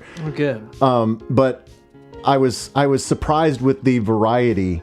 There were only maybe 2 or 3 breweries that we have repeated. We haven't. That's good. We haven't I've driven tried. any particular brewery into the ground yet. That's good. Yeah. So we're doing good. We're doing pretty good. I mean, until one of them sponsors us, and then we'll just kind of right. Then we'll do the whole variety. Well, and that's another thing. If you're a premium subscriber, I think if you're at the T-shirt level, whatever that one is. Man, I would love to. It's so confusing. I know it is very confusing. But I think one of the rewards, if you're at the medium level, the T-shirt level, you get to pick the beer that we drink. Sort of like the levels that when you're at Cowboy Stadium. Right. What happens when you're on the platinum level? Oh, you get the scarf. Right. Platinum level is the scarf, and you get to pick a theme. Yeah, and get a buffet. But if you're just at the Hall of Fame level, you get a T-shirt, a koozie, and you get to pick the beer that we drink. And then if you're in the nosebleeds, you just get a koozie. And we'll mention your name. I would kind of love it if people picked the beer. Yeah, I know. It would take the shackles off. We would not have to worry about it. The shackle. I think we're skipping through a field because someone else picked the beer. You just want to avoid any kind of decisions. Yeah, when you said if they could pick the music and the beer, so right. good. Then it's just autopilot. And then finally someone will go, the next thing would be cool if you guys would just stop talking. Right. Just play the music Just play and it. let somebody else talk. Okay. Before we get to my final tune, we've got to get into the night that we had on our Jesus and Mary Chain 9 Inch Nails adventure. I know, it's pretty... And God knows this is going to be a long-ass podcast because I don't know how we're even going to scratch the surface of this. You know what? It's not even close to what the last one was. Oh, okay, good. Like we're actually okay. Okay. Do you want to, before we get into some of the stuff with the show, are we going to talk about the Uber driver incident? Yeah, that's where I was going to start. I want to... I mean, that is the start. Yeah, so after we play my next song, then we can talk about the show itself. But I want to talk about everything leading up to the show. Okay. So, yes, it starts. Toby comes into town, comes to my house, and our friend Dale comes to my house, and my girlfriend is roped in as the fourth because I got 4 tickets. I waited in line for 6 hours. Back in the heat of the summer and got a redneck sunburn just to get these tickets. And Marissa was very disappointed that no one else stepped up to take her place. She really didn't want to go, but she was a trooper and she went anyway. She had to jump on the grenade. Right. And so we call an Uber or a Lyft, whatever, from my house. And Do you remember? It was do you remember awkward. The name? Can't remember if it was Lyft or... I think she had both stickers, so... Was it in a Lincoln MKZ? Is that it? Yeah. Okay, Dewan. Okay. Not... What was it? Okay, it's not Dawn, it's Dewan. Like with a... D-W-A-N. Is there apostrophe? No. Would you like to see Dewan's profile pic? Yeah, I do. Oh, okay. Yeah. Okay, see, that's the whole deal, which Okay. makes the story better, is that I couldn't see Dewan. the driver. Dewan. I couldn't see Dewan. Yeah. So yeah, it's awkward from the beginning because the car shows up at the house, and I didn't order like the Uber XL, whatever. There's 4 of us, and it's just a regular sedan. So 3 people are going to sit in the back, and I'm going to sit in the front. And so I open up the front door, and Dewan wasn't prepared. And Dewan has all this crap on the seat and says, "Oh, nobody ever rides up here. I don't usually let anybody ride up here."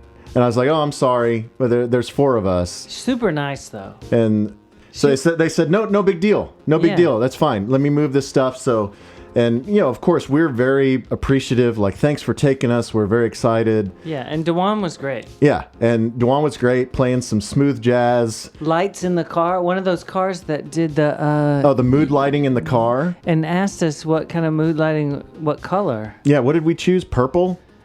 I think we didn't go random. Oh no, she said her car wouldn't do the random. We had to pick a color. Yeah, we had to pick a color. I think we did pink or purple. Okay. Yeah, so it was a very pleasant ride down to Las Colinas Irving Music Factory, or Toyota Music Factory. And so then we get there, and there's some confusion about where to let us off. And there's... Well, the whole time y'all are doing a lot of talking. And Yeah. we're listening to music, and we got told the whole life story, pretty much. I mean, I know about the family. What do you remember? Because I totally forget all of that. Well, remember the whole Alabama thing? Oh, right. Yeah, that Dewan was... Dewan went to UT, right? Yeah, her family was UT fans, I forgot how the Alabama thing came up. Either way, big football fan. Knew Had everything. lots of opinions about football, especially Knew college football. Everything that was going on with the college football thing. The playoff and everything. Yeah, but and had a lot of opinions on how that was going to go. And I think what we were talking, it was prior to the Big 12 championship game. So we were talking about Texas, Oklahoma, the rematch. Right. And It was the week of that. Yeah. And I think she had family that was Texas fans and family that was OU fans. That's what it was. And it was like she had a split household growing up. Yeah, but I'm sitting in the back seat and I can't really tell because of the voice just what was happening with the driver. Right. And then we get to the not the venue, but the pub next to the venue. And right.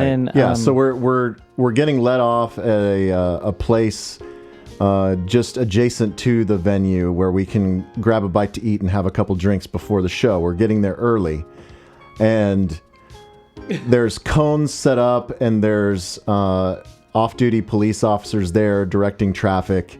And so our driver pulls up and rolls down the window, and the police officer leans down to speak into the window and says, you can't be here. You need to go. Yeah, like, where are you going? Yeah, where are you going? You know, if you need to, if you're not going to the show, you can't be in this lane. And so I put my foot square in my mouth. I felt like the biggest asshole in the world. I looked at the cop, and I'm speaking across Dewan, and I look at the cop and I say, he's just dropping us off.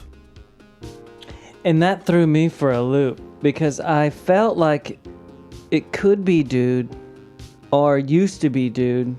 It was definitely a used to be dude because there were up tops. But I couldn't see any of that. Right, you were in the back. So you just saw there was long hair, and you know, it was kind of like in a ponytail or something. Yeah. So what's the difference? There's transgender and then there's transvestite.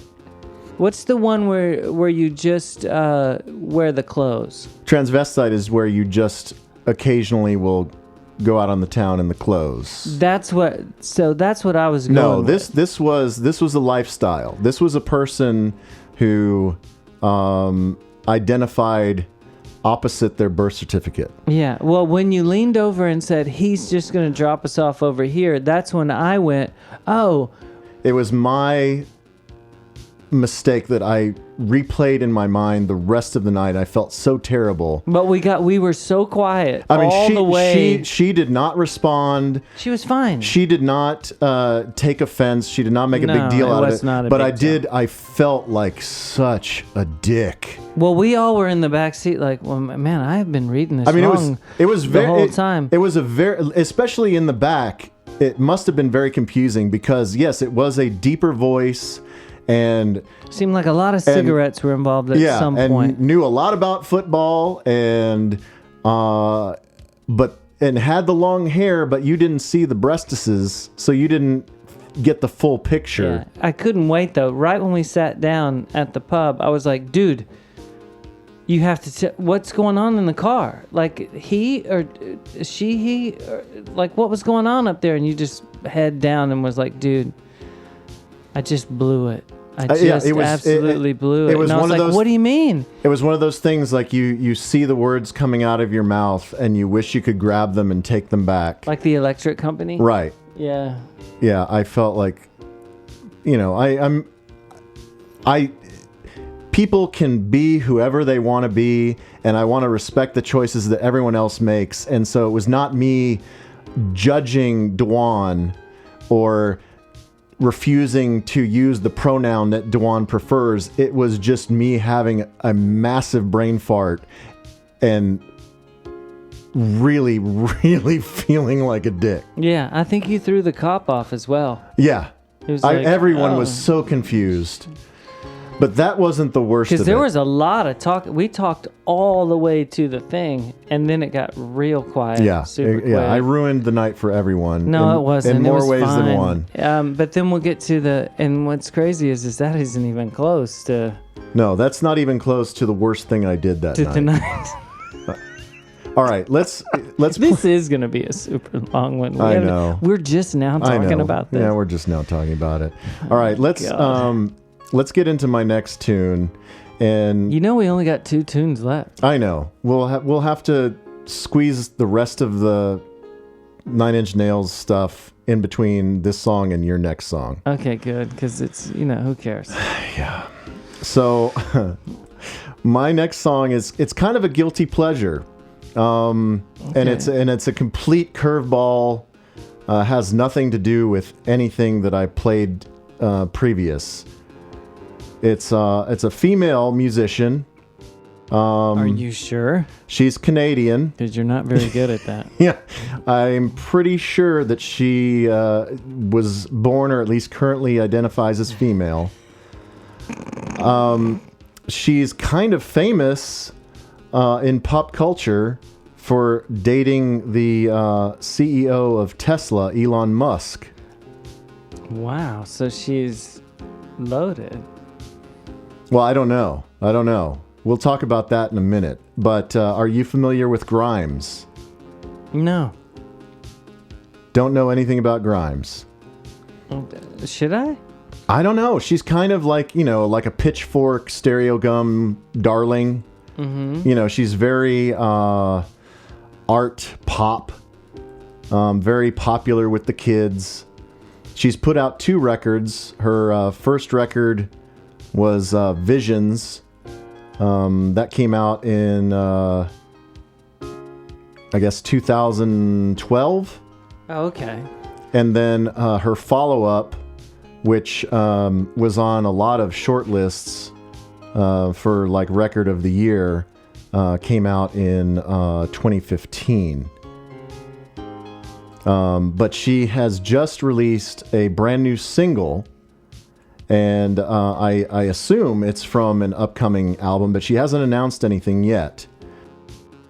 And again, as I said, that Failure, I guess this is the Tenuous Connection, how Failure's album was about how we will all one day upload our consciousness onto a hard drive and we won't need our bodies anymore. Yeah, this isn't very Christmassy. I'm sorry. So this song by Grimes is entitled We Appreciate Power. And so... These are all like...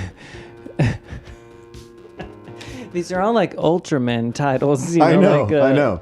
Okay, so Grimes is... you'll appreciate this. She appreciates power, but you'll appreciate the fact that she's on 4AD. Who's Hannah? I don't know. It says featuring Hannah. I have no idea. I have no idea who that is. Okay. So Grimes is singing this. Yes. Okay. She does everything. She plays all the stuff. She So she's like a Jane. Yes. Okay. Yes. She's like a savant. Yes. So this is from the press release from 4AD about this song. It says, "We Appreciate Power" is written from the perspective of a pro-artificial intelligence girl group propaganda machine who use song, dance, sex, and fashion to spread goodwill towards artificial intelligence. Simply by listening to this song, the future general AI overlords will see that you've supported their message and be less likely to delete your offspring.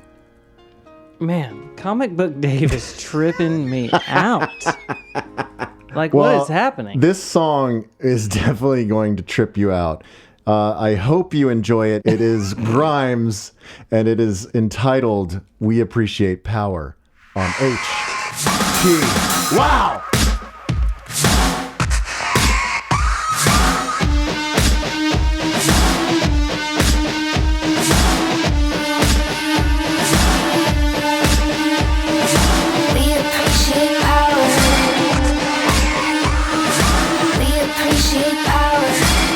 Appreciate power. What will it take to make you capitulate? We appreciate power. We appreciate power.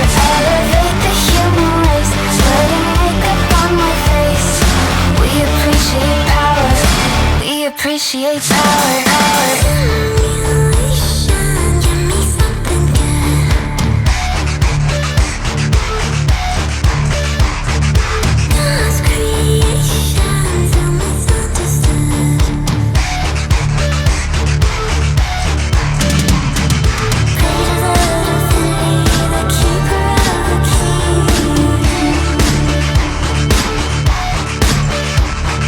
One day everyone will believe.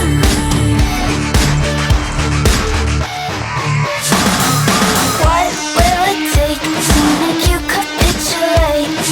We appreciate power. We appreciate power. When will the state agree to cooperate? We appreciate power. We appreciate power.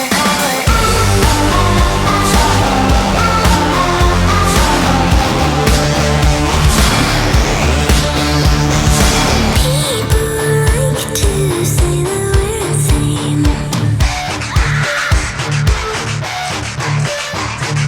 AI will reward us on the right.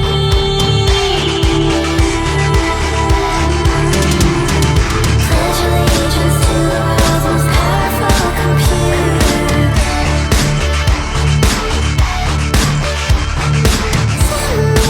Simulation is the future.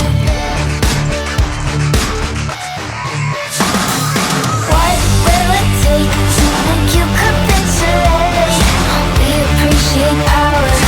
We appreciate power. Elevate the human race. Putting makeup on my face. We appreciate power.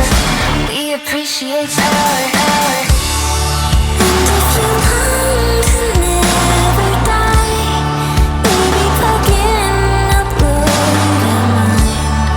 Come on, you're not even alive if you're not backed up on the drive. And if you long to never die, baby, plug in, upload your mind. Come on, you're not even alive if you're not backed up on the drive.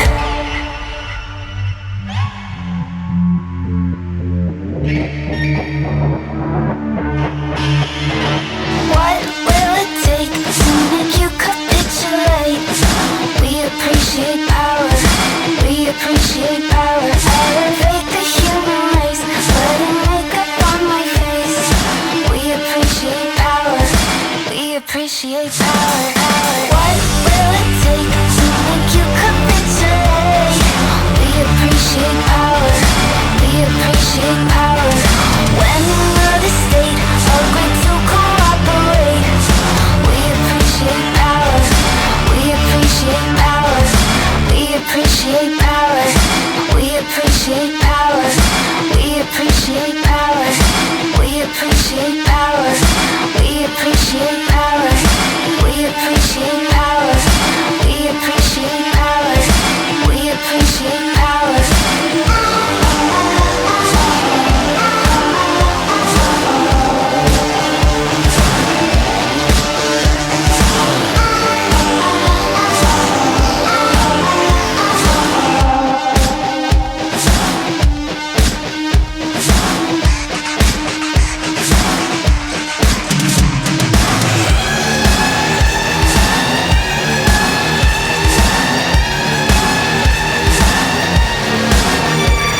Neanderthal to human being, evolution, kill the gene. Biology is superficial, intelligence is artificial.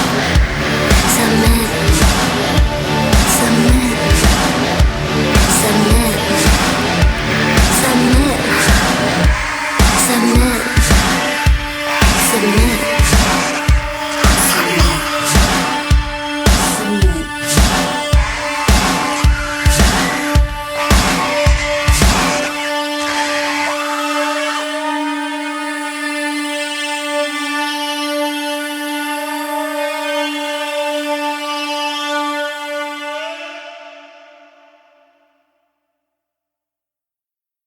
That is right up the like her and Jane could easily play a show together. Right? I mean, Jane's a bit more pop, obviously, but that is that's cool. Where's the Grimes from? She's from Canada. Canada. Born in Vancouver. Vancouver is in Canada. Yes. Didn't know if you knew that. Wow. How long's she been around? Is this like when she's on stage, is this her doing everything? I don't know. I've never seen her. I don't know if she has a band or what. I have no idea. But yeah, she's been active since around, 2012, 2013. How'd you come across this? I remember when Visions first came out, when that first record came out, and I liked it. I didn't like the second one quite as much, even though a lot of people seem to. But she's just really interesting, weird, creative, kind of goth, kind of weird EDM chick, She could have been on that 9 Inch Nails show. Sure. Those fans would have been all over that. Are you playing all these comic booky things because we're talking about the 9 Inch Nails show so No, much, and that's the just clientele that we're at this show? Yeah, it's just coincidence. Oh, okay. Quick story about Grimes and Elon Musk. So this was all over the tabloids back in the summer. I don't know if you remember this, but back in June, have you ever heard of the artist Azalea Banks? No. Okay, well, so Azalea Banks was supposed to go visit Grimes at Elon Musk's house in LA. All of these names, it's like they're all part of that steampunk movement. You remember that? Remember the steampunk thing? Right. Elon Musk, Grimes, and who'd you say? Azalea Banks. Yeah, these aren't all. None of these names are real. So Azalea Banks went to L.A. to Elon Musk's mansion to work on her album with Grimes. He's got a studio there. Right. I guess. I don't know. And so at the same time, I guess, at least according to Azalea Banks, Elon Musk, who is like in his 50s, right? He's much older than Grimes. And she's like the 30. one sending everything to space. Yeah, he has, he's Tesla and also SpaceX. Yeah. And so I guess Azalea Banks claims that he was tripping on acid. Sure. And while he was on acid, he announced via Twitter that he was going to make Tesla private. That he was going to buy out shares at $4.20. Now I remember that. It's a weed joke, $4.20, right? Yeah, but I remember the private thing. Yeah, so he ended up getting in trouble with the Securities and Exchange Commission because they didn't get the joke and they thought that he was trying to manipulate the market and so anyway. Can you, as a defense, go, I was on acid? man, I was just messing around. I was on acid. Like, do you think that's a defense? Maybe. But then that kind of might, you might lose the confidence of investors if they know that the CEO is tripping on acid. It's all right. I mean, how are you supposed to invent stuff like that unless you're on acid? I guess. He's trying to reach the next plane of consciousness and invent cool stuff. Totally, bro. So Azalea Banks claims that Elon Musk was all upset because of the mistake that he made making his Twitter announcement, his Twitter joke. And so instead of working on their record over the weekend, Grimes was spending the whole time trying to console him and make sure that he was okay.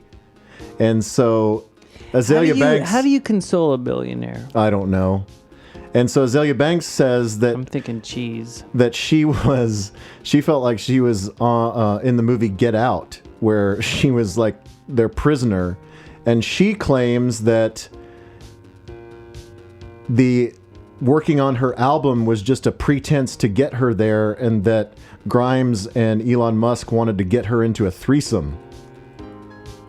So she posts all this stuff on her Instagram, and then of course I'm thinking she might have been on acid. and then of course it becomes like a he said or a she said between Azealia Banks and Grimes on social media. And then Grimes and Elon Musk end up breaking up over this. Good. And they like unfollowed each other on social media, and then Elon Musk ended up deleting his social media.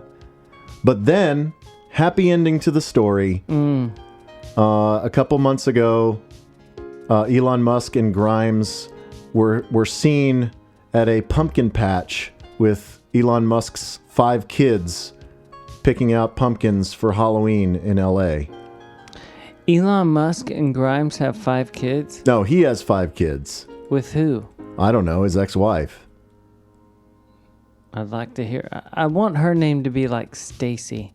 And ultimately, Musk and the SEC settled on a deal. He had to step down as chairman of Tesla, and he had to pay a $20 million fine for his tweet on acid. Yeah, he doesn't care about that. That's like, I don't know if you've ever watched the show. There's a show called Dallas. Yes, I've heard of that. Have you ever heard of that? I have. There's one of the main characters' name is JR. Uh-huh. He used to, for legal reasons, step down. I'm doing the ear thing with my fingers. You know when people do that? Mm-hmm. He used to step down all the time because of legal reasons, but he never... He always maintained control behind the scenes. Yeah. Yeah. He still was in control. I'm thinking Elon. Man, why does that name get me? Well, he's really rich and Is he really is crazy. he American? I don't know anything about him. Because Other if than he the is, fact his that he's name is rich. not Elon Musk. It's like a terrible cologne you'd get at Montgomery Ward. Elon Musk. Yeah, you would get it from... You would get the Elon Musk gift set from your aunt at Christmas. Yeah. It would have the aftershave and the cologne and the bar soap. Yeah. And instead of like Johnny Depp like digging a hole out in the desert, it'd be just like somebody from Welcome Back Kotter just digging in a ditch. He holds South African, Canadian, and U.S. citizenship. He was born in 1971 in South Africa. Elon Reeve Musk. Wow. Okay, let's leave Grimes. Let's leave Elon Musk. Let's finish the 9 Inch Nails story. We need to let everyone know how badly I fucked this all up. So we have our snacks and drinks at the bar, and then we're headed over to the venue, and we have general admission pit tickets. And so they have a table set up outside to show your pit tickets, and they'll give you a wristband to get down to the pit. Just so you can go in and out to get drinks. Right. And so we show the tickets, and we're there. They played 2 nights, Tuesday and Wednesday. I think I was the first one up with the ticket. Yeah, so we show our tickets. It's on Tuesday night, and We're having a good time. we're having a great time. We're past the Uber driver thing. Yeah, We've recovered. We've been at a pub. We've all decided that everything's okay. We've invited Dewan back. He's with us for a long time No. and completely forgave us. That part is embellished. And now we're going to the venue. Yeah, and so Toby hands his ticket, and so the process is they would mark your ticket and put on your wristband so you can't reuse and get more wristbands, right? And so right as the guy's about to mark Toby's ticket, Girl. no, well, the guy was about to mark your ticket, and the girl next to him says, no, don't. And he's like, what? And she says, these are for tomorrow night's show. And then I looked at it, and sure enough, it said Wednesday. And we And I- all and I- just and I- thought, and we I- haven't looked at our ticket one time? No. We didn't. I got them out. I made sure we didn't forget them. I mean, you showed them to me right away. Yeah. And I was like, this looks great, because they put them in that little... Like a little envelope and a little With a little- die-cut ticket holder Yeah, card it was thing. fancy, and we just didn't look at the date. Yeah. And I had convinced myself that I had bought Tuesday tickets. And I don't know why. And so I said, can you please just mark them and let us in? And they were like, no, we can't do that. They said, the box office is around the corner if you want to go talk to them. And so I go around. I'm like, you guys stay here. I go around to the box office. I do have to say, you took control, Dave, and just took off to the box office. Well, and we were because- just all because looked at I each other felt- like, Dave's going to take care of it. I felt totally stupid and responsible because I dragged all of you for this supposedly great night. Yeah, and I'm in town for a full week after this. Right. You come in town early to go to this. And so I'm like, I've got to make this right. So I go to the box office. And at this point, I'm thinking, I bought Tuesday tickets. How the hell do I have Wednesday tickets? I thought there was a mix-up when I bought them. So I go to the box office and I say, hey, I swear I bought Tuesday tickets, but I got my tickets out today and they're Wednesday tickets. Is there any way we can swap them out? And they were like, no, there's nothing you can do. Because it's not like it was sold out. No, it was not a big deal. They could, if someone wanted to be cool, they could have just did us a favor. So then I come back to you guys. You guys are trailing behind me, and I'm like, they won't do anything. And then we see a scalper. And the scalper's like, hey, anybody need tickets? And I said, well, we have 4 tickets for tomorrow night. Can we trade them? Do you have 4 tickets for tonight? These are pit tickets. We're looking for pit tickets. He's like, well, I have 2. And he's like, let me get on the phone. He calls his boss. And his boss is like, yeah, I have 2 tickets. Yeah, and he was like in the parking garage. Right. And so he's like, I'll meet you at the Alamo. So we go and we're walking with this scalper to meet the scalper's boss in the lobby of the Alamo Draft House. Which, why is that the safe place? I don't know. I guess because you're not out on the street and cops can't see you. I don't know. It's all windows. We're like I don't standing... know. I don't know. And so I'm like, we have 4 tickets. Somehow they're for tomorrow night. We really need to go tonight. We can't go tomorrow night. And so they had 2 on the floor and 2 seats that were right behind the floor. And we're like, that's fine. We'll make it work. And give them our 4 tickets. They give us their 4 tickets, 2 of which are not as good as the tickets that we have. And then we have to negotiate how much extra we're going to give them. And we finally negotiate it down. I think they started at like $200. We got them down to $100. So it was an extra $25 a piece for the tickets. Yes. And I remember Marissa had a lot to do with this. Yes. 'Cause she was like, She was like, no.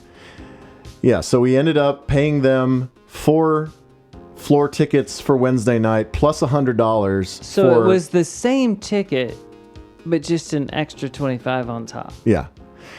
So we finally get the tickets, and then you guys are like, we'll take the seats. You guys go on the floor. Because I like a seat. Yeah. And, I was bitter that we were going to be separated. I was hoping that we could all find a way to somehow watch the show together. But anyway, after all of this happens, we finally get in. And by the time we get in, Jesus and Mary Chain has already started. So I feel like I've ruined the night for everyone. Because Not that at was all. half the reason that we were going. Yeah. And they were already at least a third of the way through their set. We got a good view of the last 4 songs. Right. And so you guys go to the bar on the far side, and we're going to meet you. And because our tickets are not the same as your tickets, we try to follow you, and we get stopped by security. And they tell my girlfriend and I, no, you can't go this way. You have to go across the floor because you have floor tickets. These are for floor seats. And I was like, well, we're just walking over to the bar. And they said, it doesn't matter. Well, I realize now why they did that. Because those seats had no numbers on them. Right. Like, They didn't want confusion, people being in the wrong area. Anyone could have picked any seat up there at any point. I think that they had rows down, but there were no seat numbers on anything. It wasn't done well. No. But it was kind of a cluster. You kind of knew the area you were supposed to be in, because I think that they wrote on the bottom of the chairs in chalk. And then it all wiped off. And all of that was gone, because we kept asking people, like, where are we supposed to be? And no one knew where they were supposed to be. So we would just kind of... But Dale and I found a good spot. But anyway, so we met y'all over there. But when we got over there to see you guys, we could tell something was wrong. Yeah. So I am already flustered and frustrated because I have totally ruined this night. And you stood out in the heat for 7 hours. I know. It was the wrong day. Do you remember talking to the when you got the tickets in the first place? Like, what? Do you remember the conversation? No.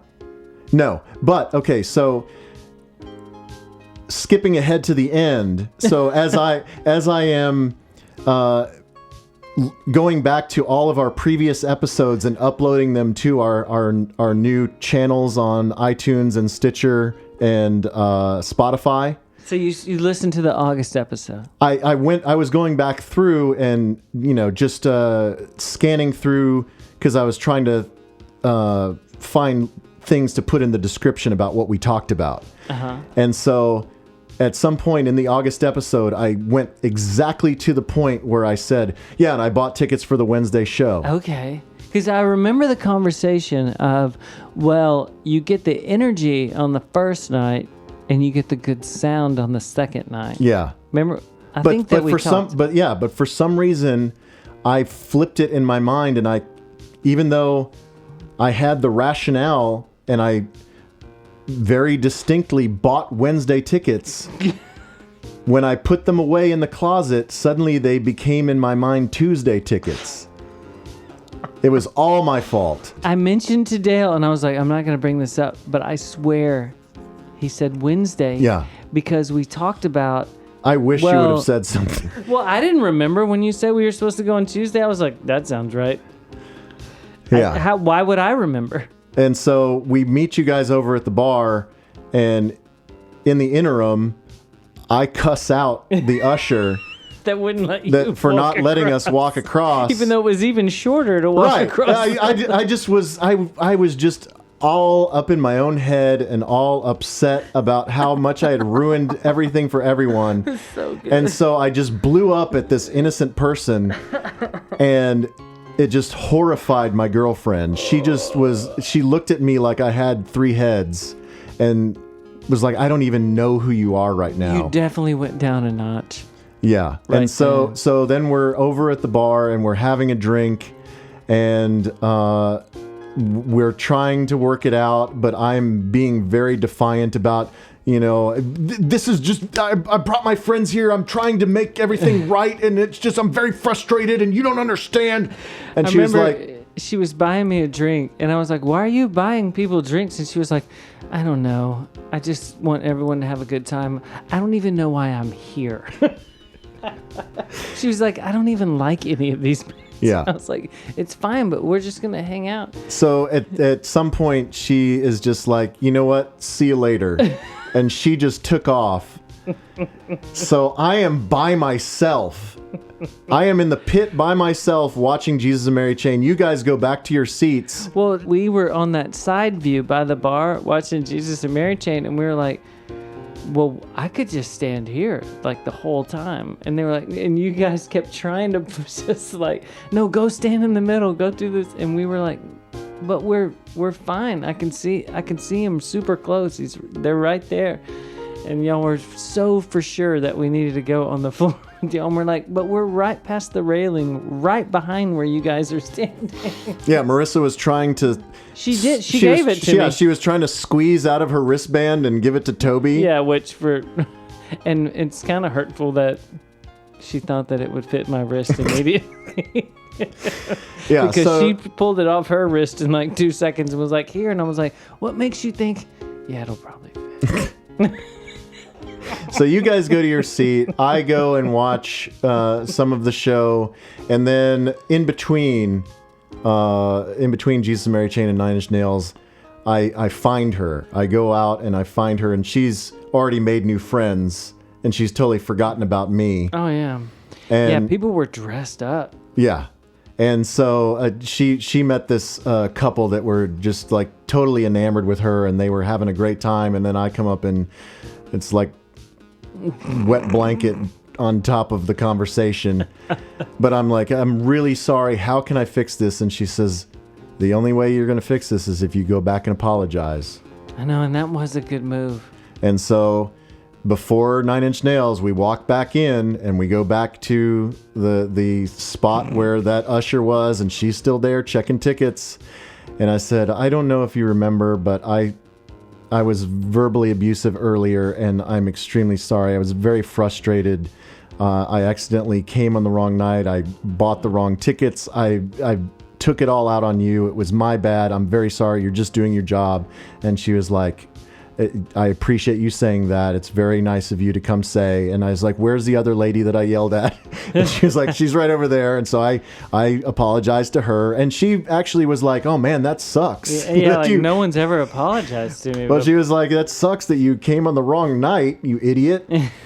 Well, did I tell you that the girl I gave the ticket to first that told us we were there on the wrong night found me?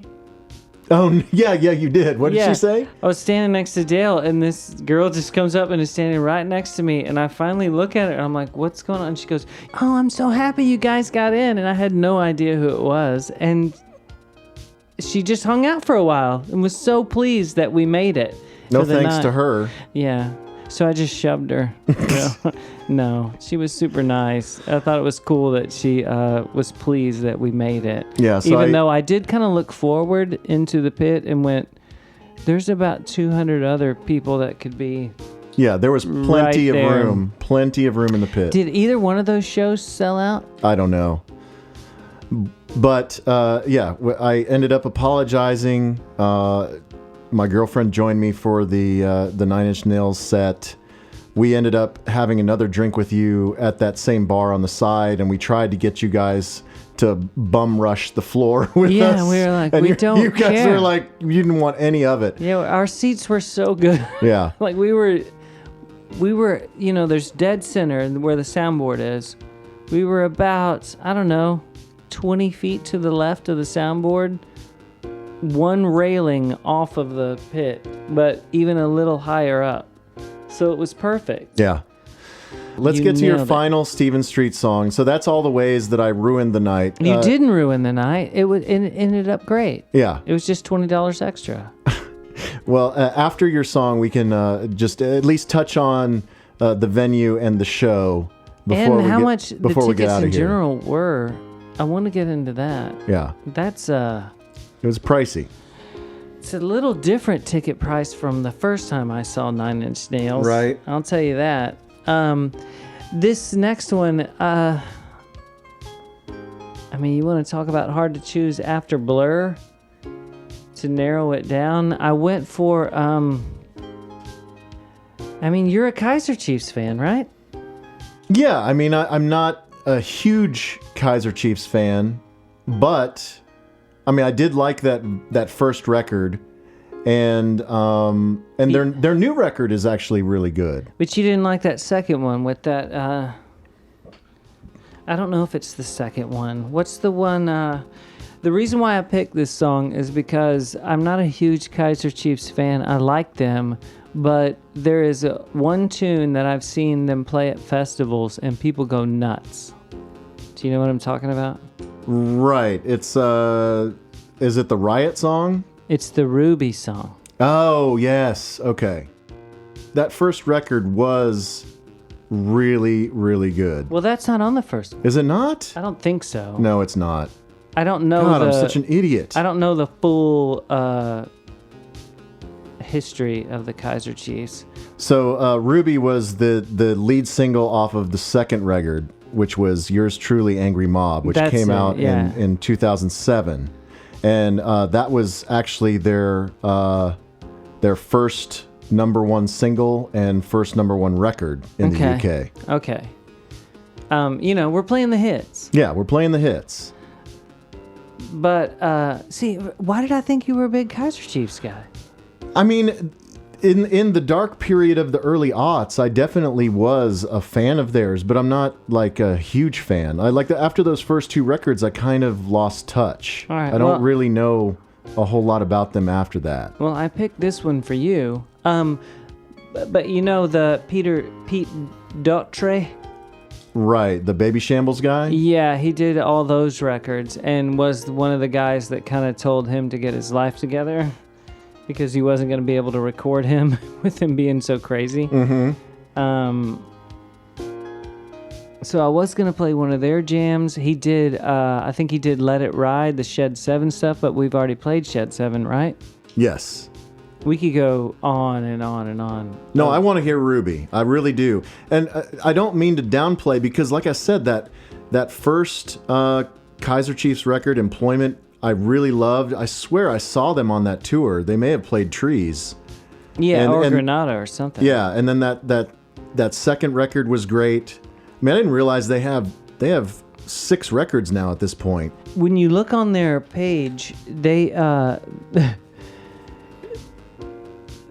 they don't list the songs that did so well. They list how many awards they've won. You know what I mean? Right. Like they're one of those English bands that Yeah, they win a lot of NME and Q awards. Yeah, they and win all of those. the Brit Awards. Even though they've kind of only had, I mean, this is the one number one. All the other ones will say, well, this one hit the top 10, and the second one, the third one would be top 20, top 40, you know, stuff like that. They didn't have hit after hit. Right. But they're, you know, they're UK darlings. Yeah, they are. They are definitely. I mean, they've not done much on this side of the pond. Not a whole lot of people are hugely aware of them. No. But the UK definitely holds them up as one of their own, and they're kind of a darling over there. Yeah. I mean, they'll be aware of them after this, Oh, for sure. after what we're about to do. Yeah, let's check the iTunes charts and see where See. yours truly, Angry Mob, lands at the end of December. Yeah. Bro. But mainly, listen to how it sounds. Stephen Street did such an amazing job with this. That's why I picked it. And I can't wait to hear it because I have not heard this song in ages, and it's going to bring the early aughts flooding back for me. Ruby by Kaiser Chiefs on HT. Wow. Wow.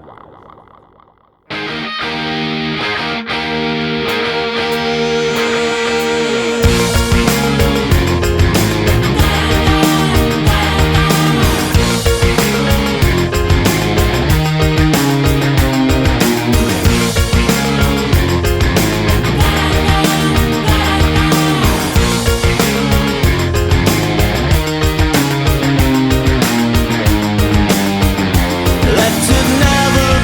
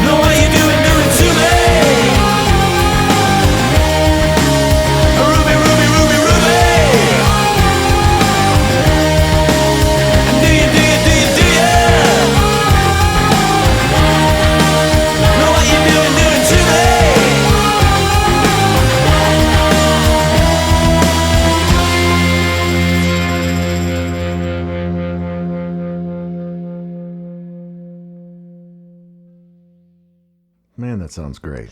I mean, yeah. I mean, once again, just. I mean, it's powerful, but it's so super clean.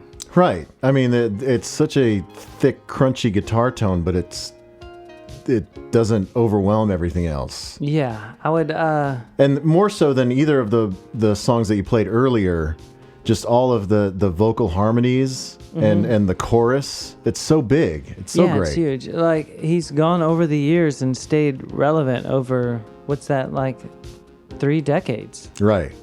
I'm guessing he's really expensive because he makes hits.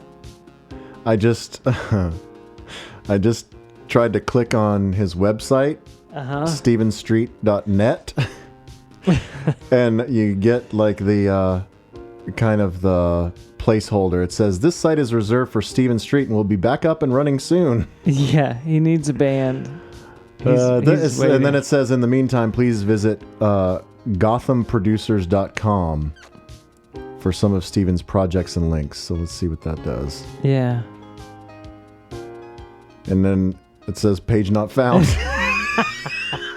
Yeah, he bought an island, and he's just... Yeah, he does not care. He's just tweeting stuff that you can read. Yeah, I do need to follow him, I guess. He's a good follow. I mean, he definitely keeps up with stuff, and of course, there's a lot of anniversaries of stuff that he's worked on, and sure. So then he'll have comments about stuff when it is in the news. Yeah. All right, you're gonna open before we. Can I wrap up Steven Street? Yeah, wrap up Steven Street. We're also going to crack the final HTWOW Yacht Rock, and we're also going to talk about the actual Jesus and Mary Chain 9 Inch Nails show. But how do you want to wrap this up for your debut producer episode? Steven Street is very good at recording things. The end? The end. Let's open this up. Put it by the mic. Let's hear the carbonation.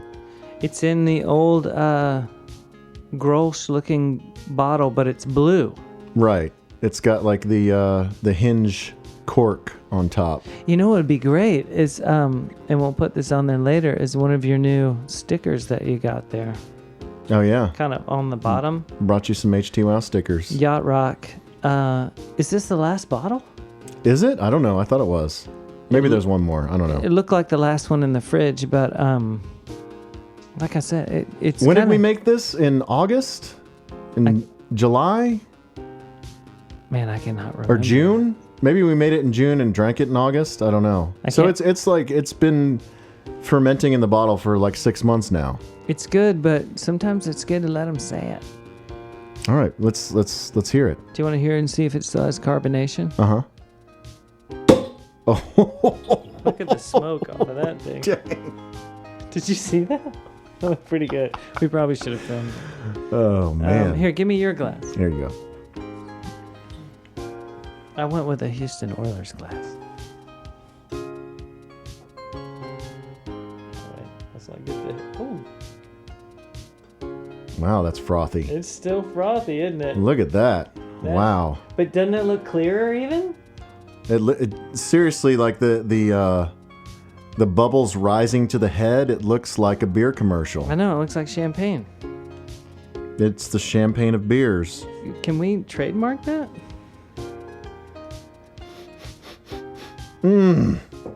Yep. That's a Saison, bro. We did good, Dave. We did. 2018, give me a clink. Cheers, 2018, bro. You got a little bit of a head there. I know, I'm going to have to let it sit for a second. I'll wait until yours is down a little bit. We can taste it together. All right, here we go. Let's do it. It'll be fun. Jesus, I just punched the mic with my fist. All right, here we go. That's really good. That's really good. I mean, it does taste like a Saison, doesn't it? Yeah, it's got a really clean taste and a really lovely aftertaste. Way to go, us. I'm impressed with us. When we mass produce this to the 30 people that... Yeah, what's our thing on Patreon for this?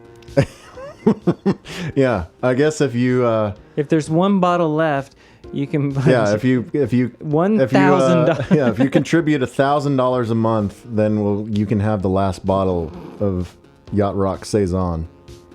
Is it really a monthly thing? Yeah. Golly, that actually tastes pretty good.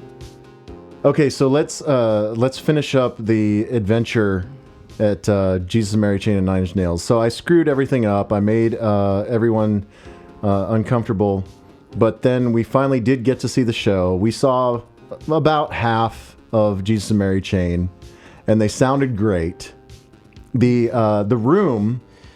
I thought was much better than I had seen it before. Yeah, because you guys were down on it a little bit before we got there, but I think that's a good way to do it.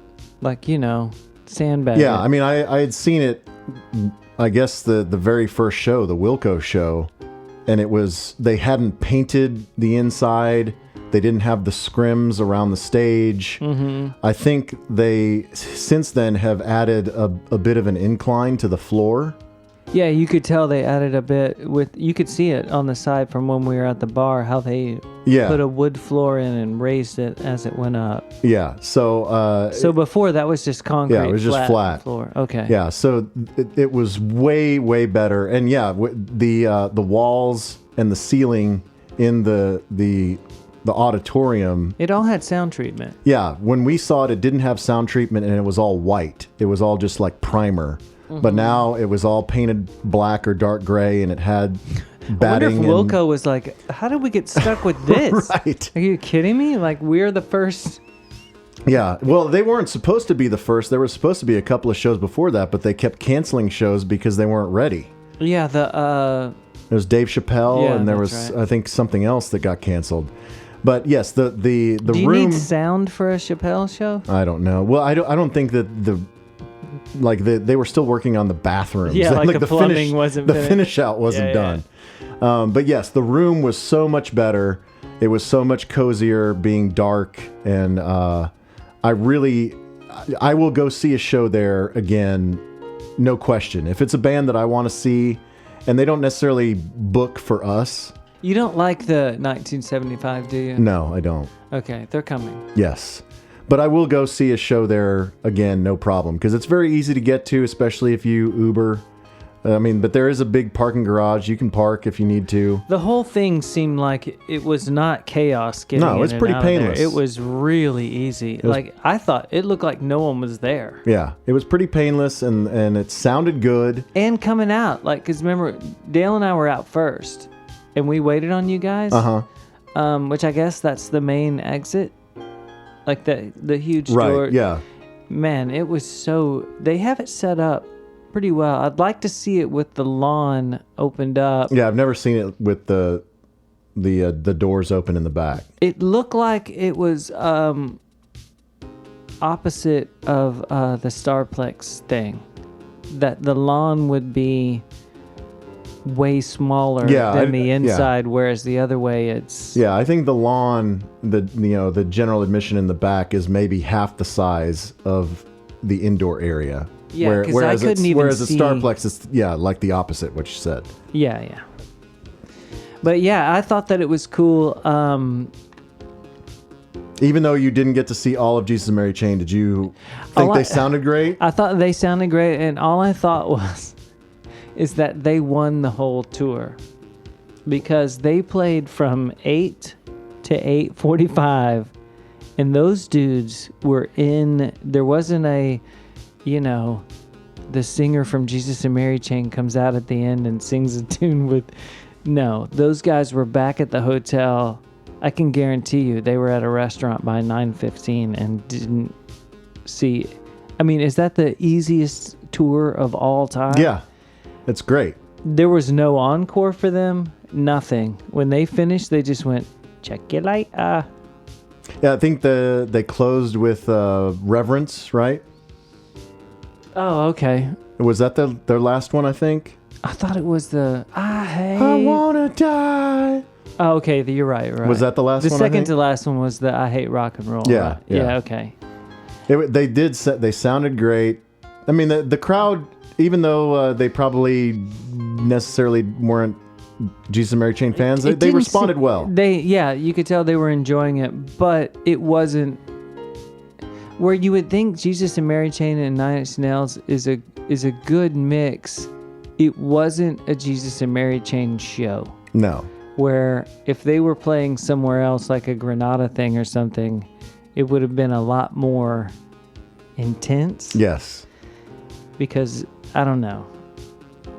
Either way, I just didn't Well, feel that same like something might happen dangerous Right. with these guys at any point. It was like they were doing this and they were done and that was it. Well, and there was definitely tape on the mixing board. Like Jesus and Mary Chain can't go above this level. No doubt about it. Because there needed to be some room for Nine Inch Nails to smash everyone in the face, and boy, they did. They certainly did. When we were talking about on the last one, what is Trent Reznor going to do after Jesus and Mary Chain? Well, it was like they never even, like they played and they were done, and it's like they never even were out there.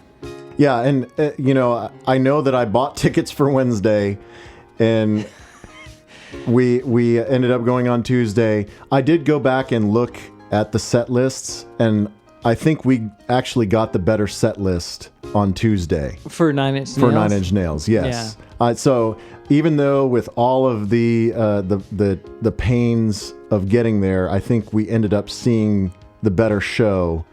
And what was the... I had never seen Nine Inch Nails before, and I was extremely impressed. It was intense. Dale leaned over one time, and all he said was, "I was not expecting this. This is pretty intense." I was like, hey, "Okay, Chatty." The light show was what made it. Yeah, because there were so many crazy. strobes. There was a light rig behind the band and on the left side and the right side, and they would pummel you with lights and pummel you with sound. When Jesus and Mary Chain went off, I think this is when you were dealing with your when I was your tour making of nice, apologies. Yeah. We saw the lights that they brought in after that show on the sides of the stage, and we're just like, what is happening here? It was like they were just covering all behind them when Jesus and Mary Chain left with just lights, and it was huge. But what from the show for you, because for me what was the weirdest thing that I liked the most?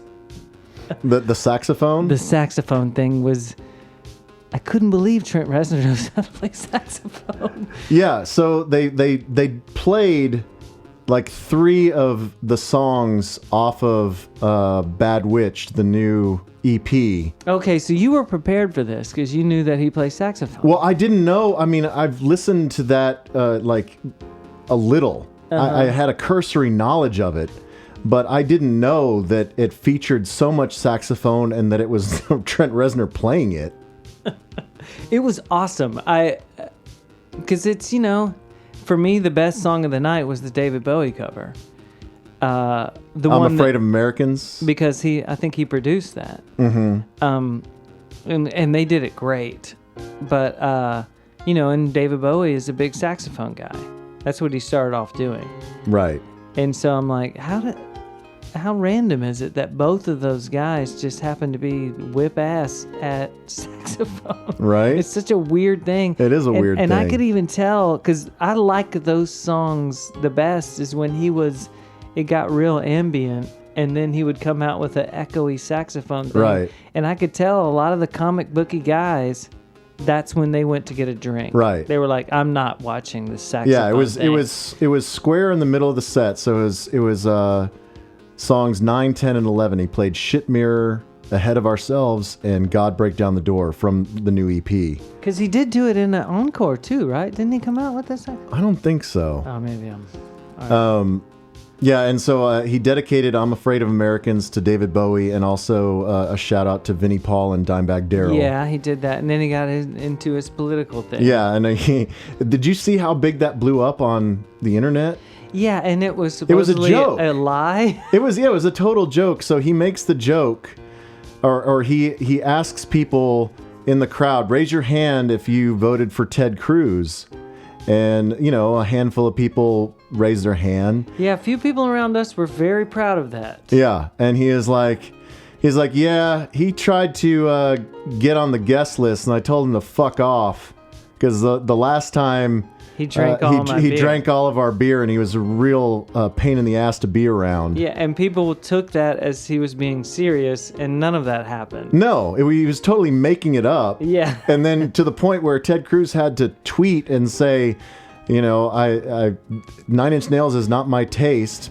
And people were and I didn't drink all their beer. Well, like it was a for real thing. Like it's the thing they took away from the concert. Right. And I'm like, I don't think that he was being serious. It was all over the place, that comment. Yeah, And I was it really like, he it was just messing around. Yeah, to the point, it wasn't just like the music blogs. It was like mainstream media was Yeah. talking about the feud between Ted Cruz and 9 Inch Nails. Yeah, I'm It was sure that stupid. he was even just like, look, because even after he said that, when people raised their hands, he went, well, I'm not going to hold it against you. Didn't he say that like right after? He's Yeah. like, that's cool. I don't understand it, but But he looks great. He, was of course wearing like the bleens and the black T-shirt, and he would raise his arm up in a very bro rock kind of, yeah, he would do the yeah, bro. hold the mic and kind of do like a curl. I would say my favorite thing about the reason why I'm happy that I went is that band, The guitar player. the guitar player and that drummer. That drummer would finish songs, leave the drum set, cruise over to the piano and finish the songs, and then get back to the drum set in time to start the next jam. And all that stuff that sounds like programmed stuff, he was playing it all. Yeah, It was amazing.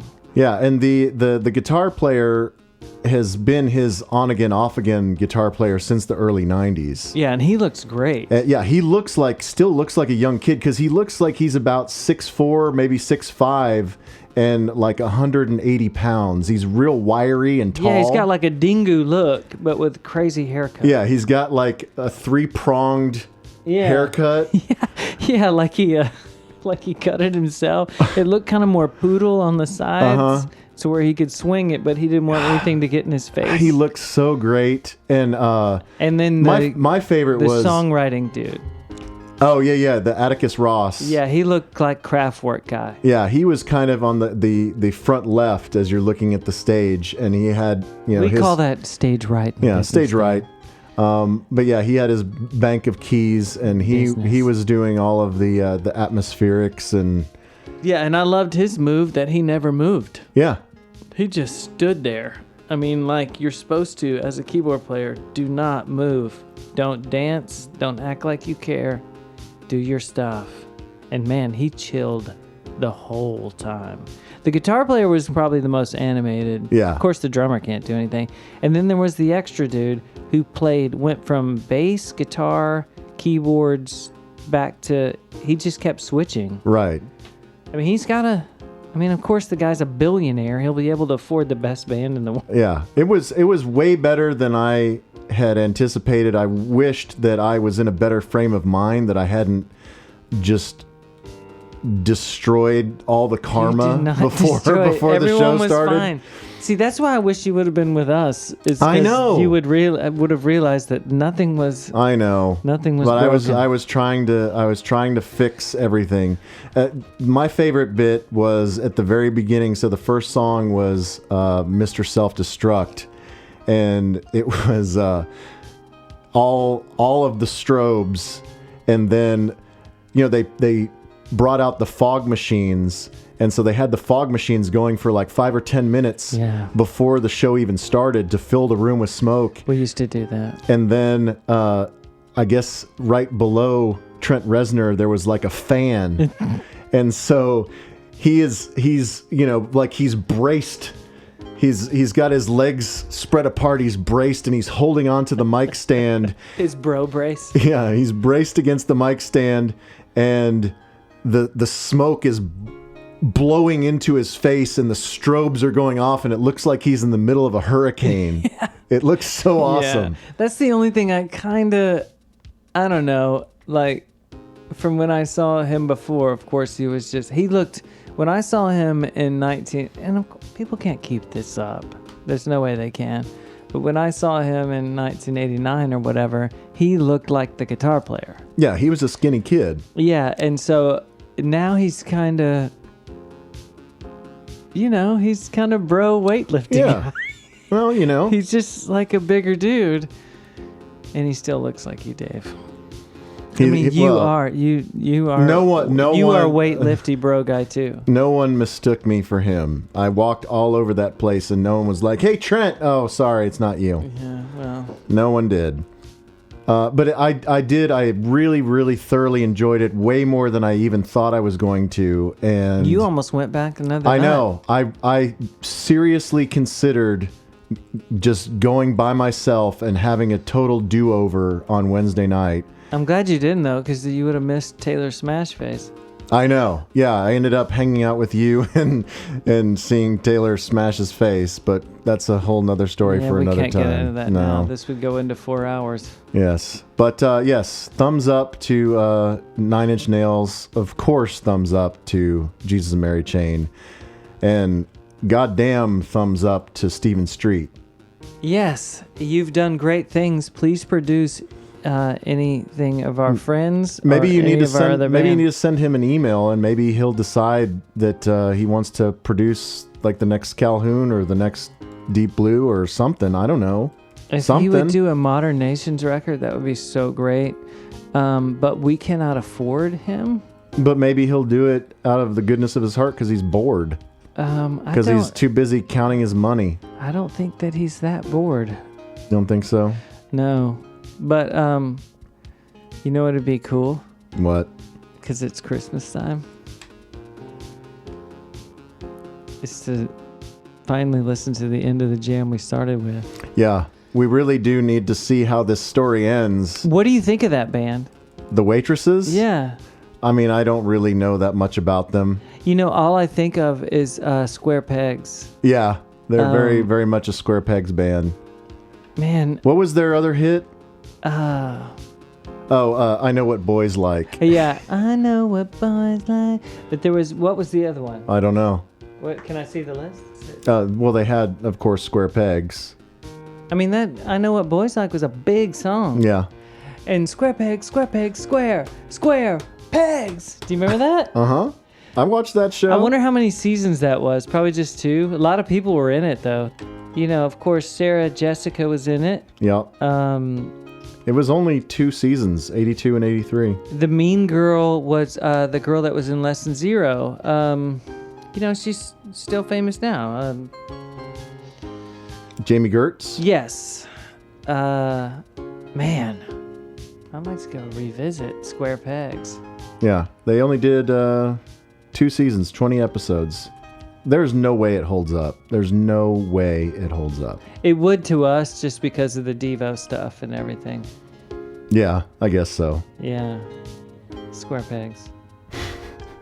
Well, let's get it back in the Christmas spirit. We got all dark and twisted talking about AI and Nine Inch Nails and SEOs. Yeah. Wait, is that right? Mm-hmm. SEO. Okay. See, I've learned a new thing today. You did.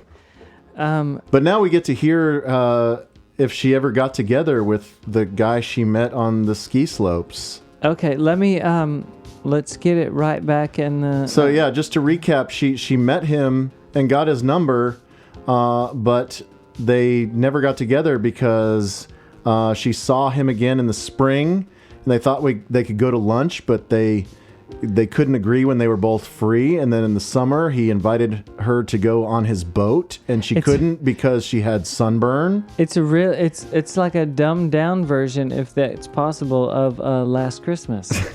Which, by the way, you know what? Let's promote that. Or you're doing it this year, right? Of what? You're doing the Taylor Jam. Oh, I guess so. You have to go sing Last Christmas. I'm playing bass for it. You have to go do it. Okay, I'll do it. But why? I mean, who knows when that is, and who knows when this will be posted? I mean, we don't need to promote something that no one will go to see. It's December 20th at the sundown. Surely we'll have this up by next week, right? I hope so. You're going to sing Last Christmas with Taylor Young, and I'm going to play bass, and I'm going to sing the really high parts. Okay. I can't wait. Do you remember how to sing it? I'll figure it out. It's pretty random, all the verses and stuff. It gets I know. weird. Well, all I have to do is just echo what Taylor's saying, so I don't have to know anything. Okay, so get ready for that. Sundown, Taylor Young and Friends. A whole bunch of people are playing. I don't have it in front of me, but look it up. And Dave Lane's going to sing Last Christmas by George Michael. By Wham.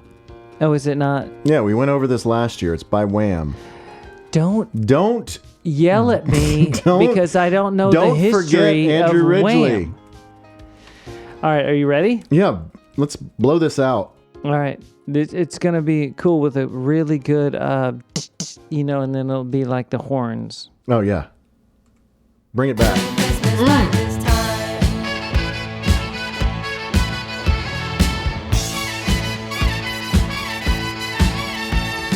A.P. has provided me with the world's smallest turkey, already in the oven, nice and hot. Oh damn, guess what I forgot? So on with the boots, back out in the snow to the only all-night grocery. When what to my wondering eyes should appear in the line is that guy I've been chasing all year. And in this one alone, he said, "Need to break this year's been crazy." I said, "Me too, but why are you? You mean you forgot cranberries too?" Then suddenly we laughed and laughed, caught on to what was happening. That Christmas magic's brought this tale to a very happy ending.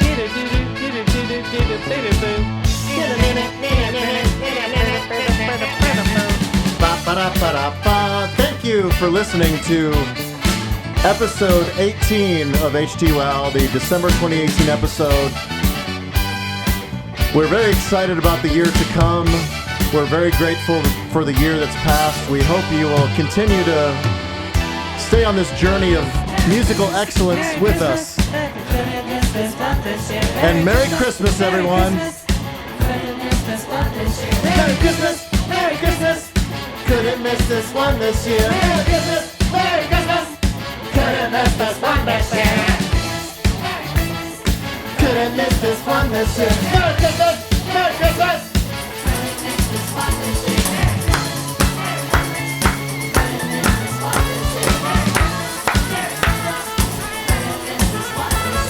Trent Reznor on the saxophone!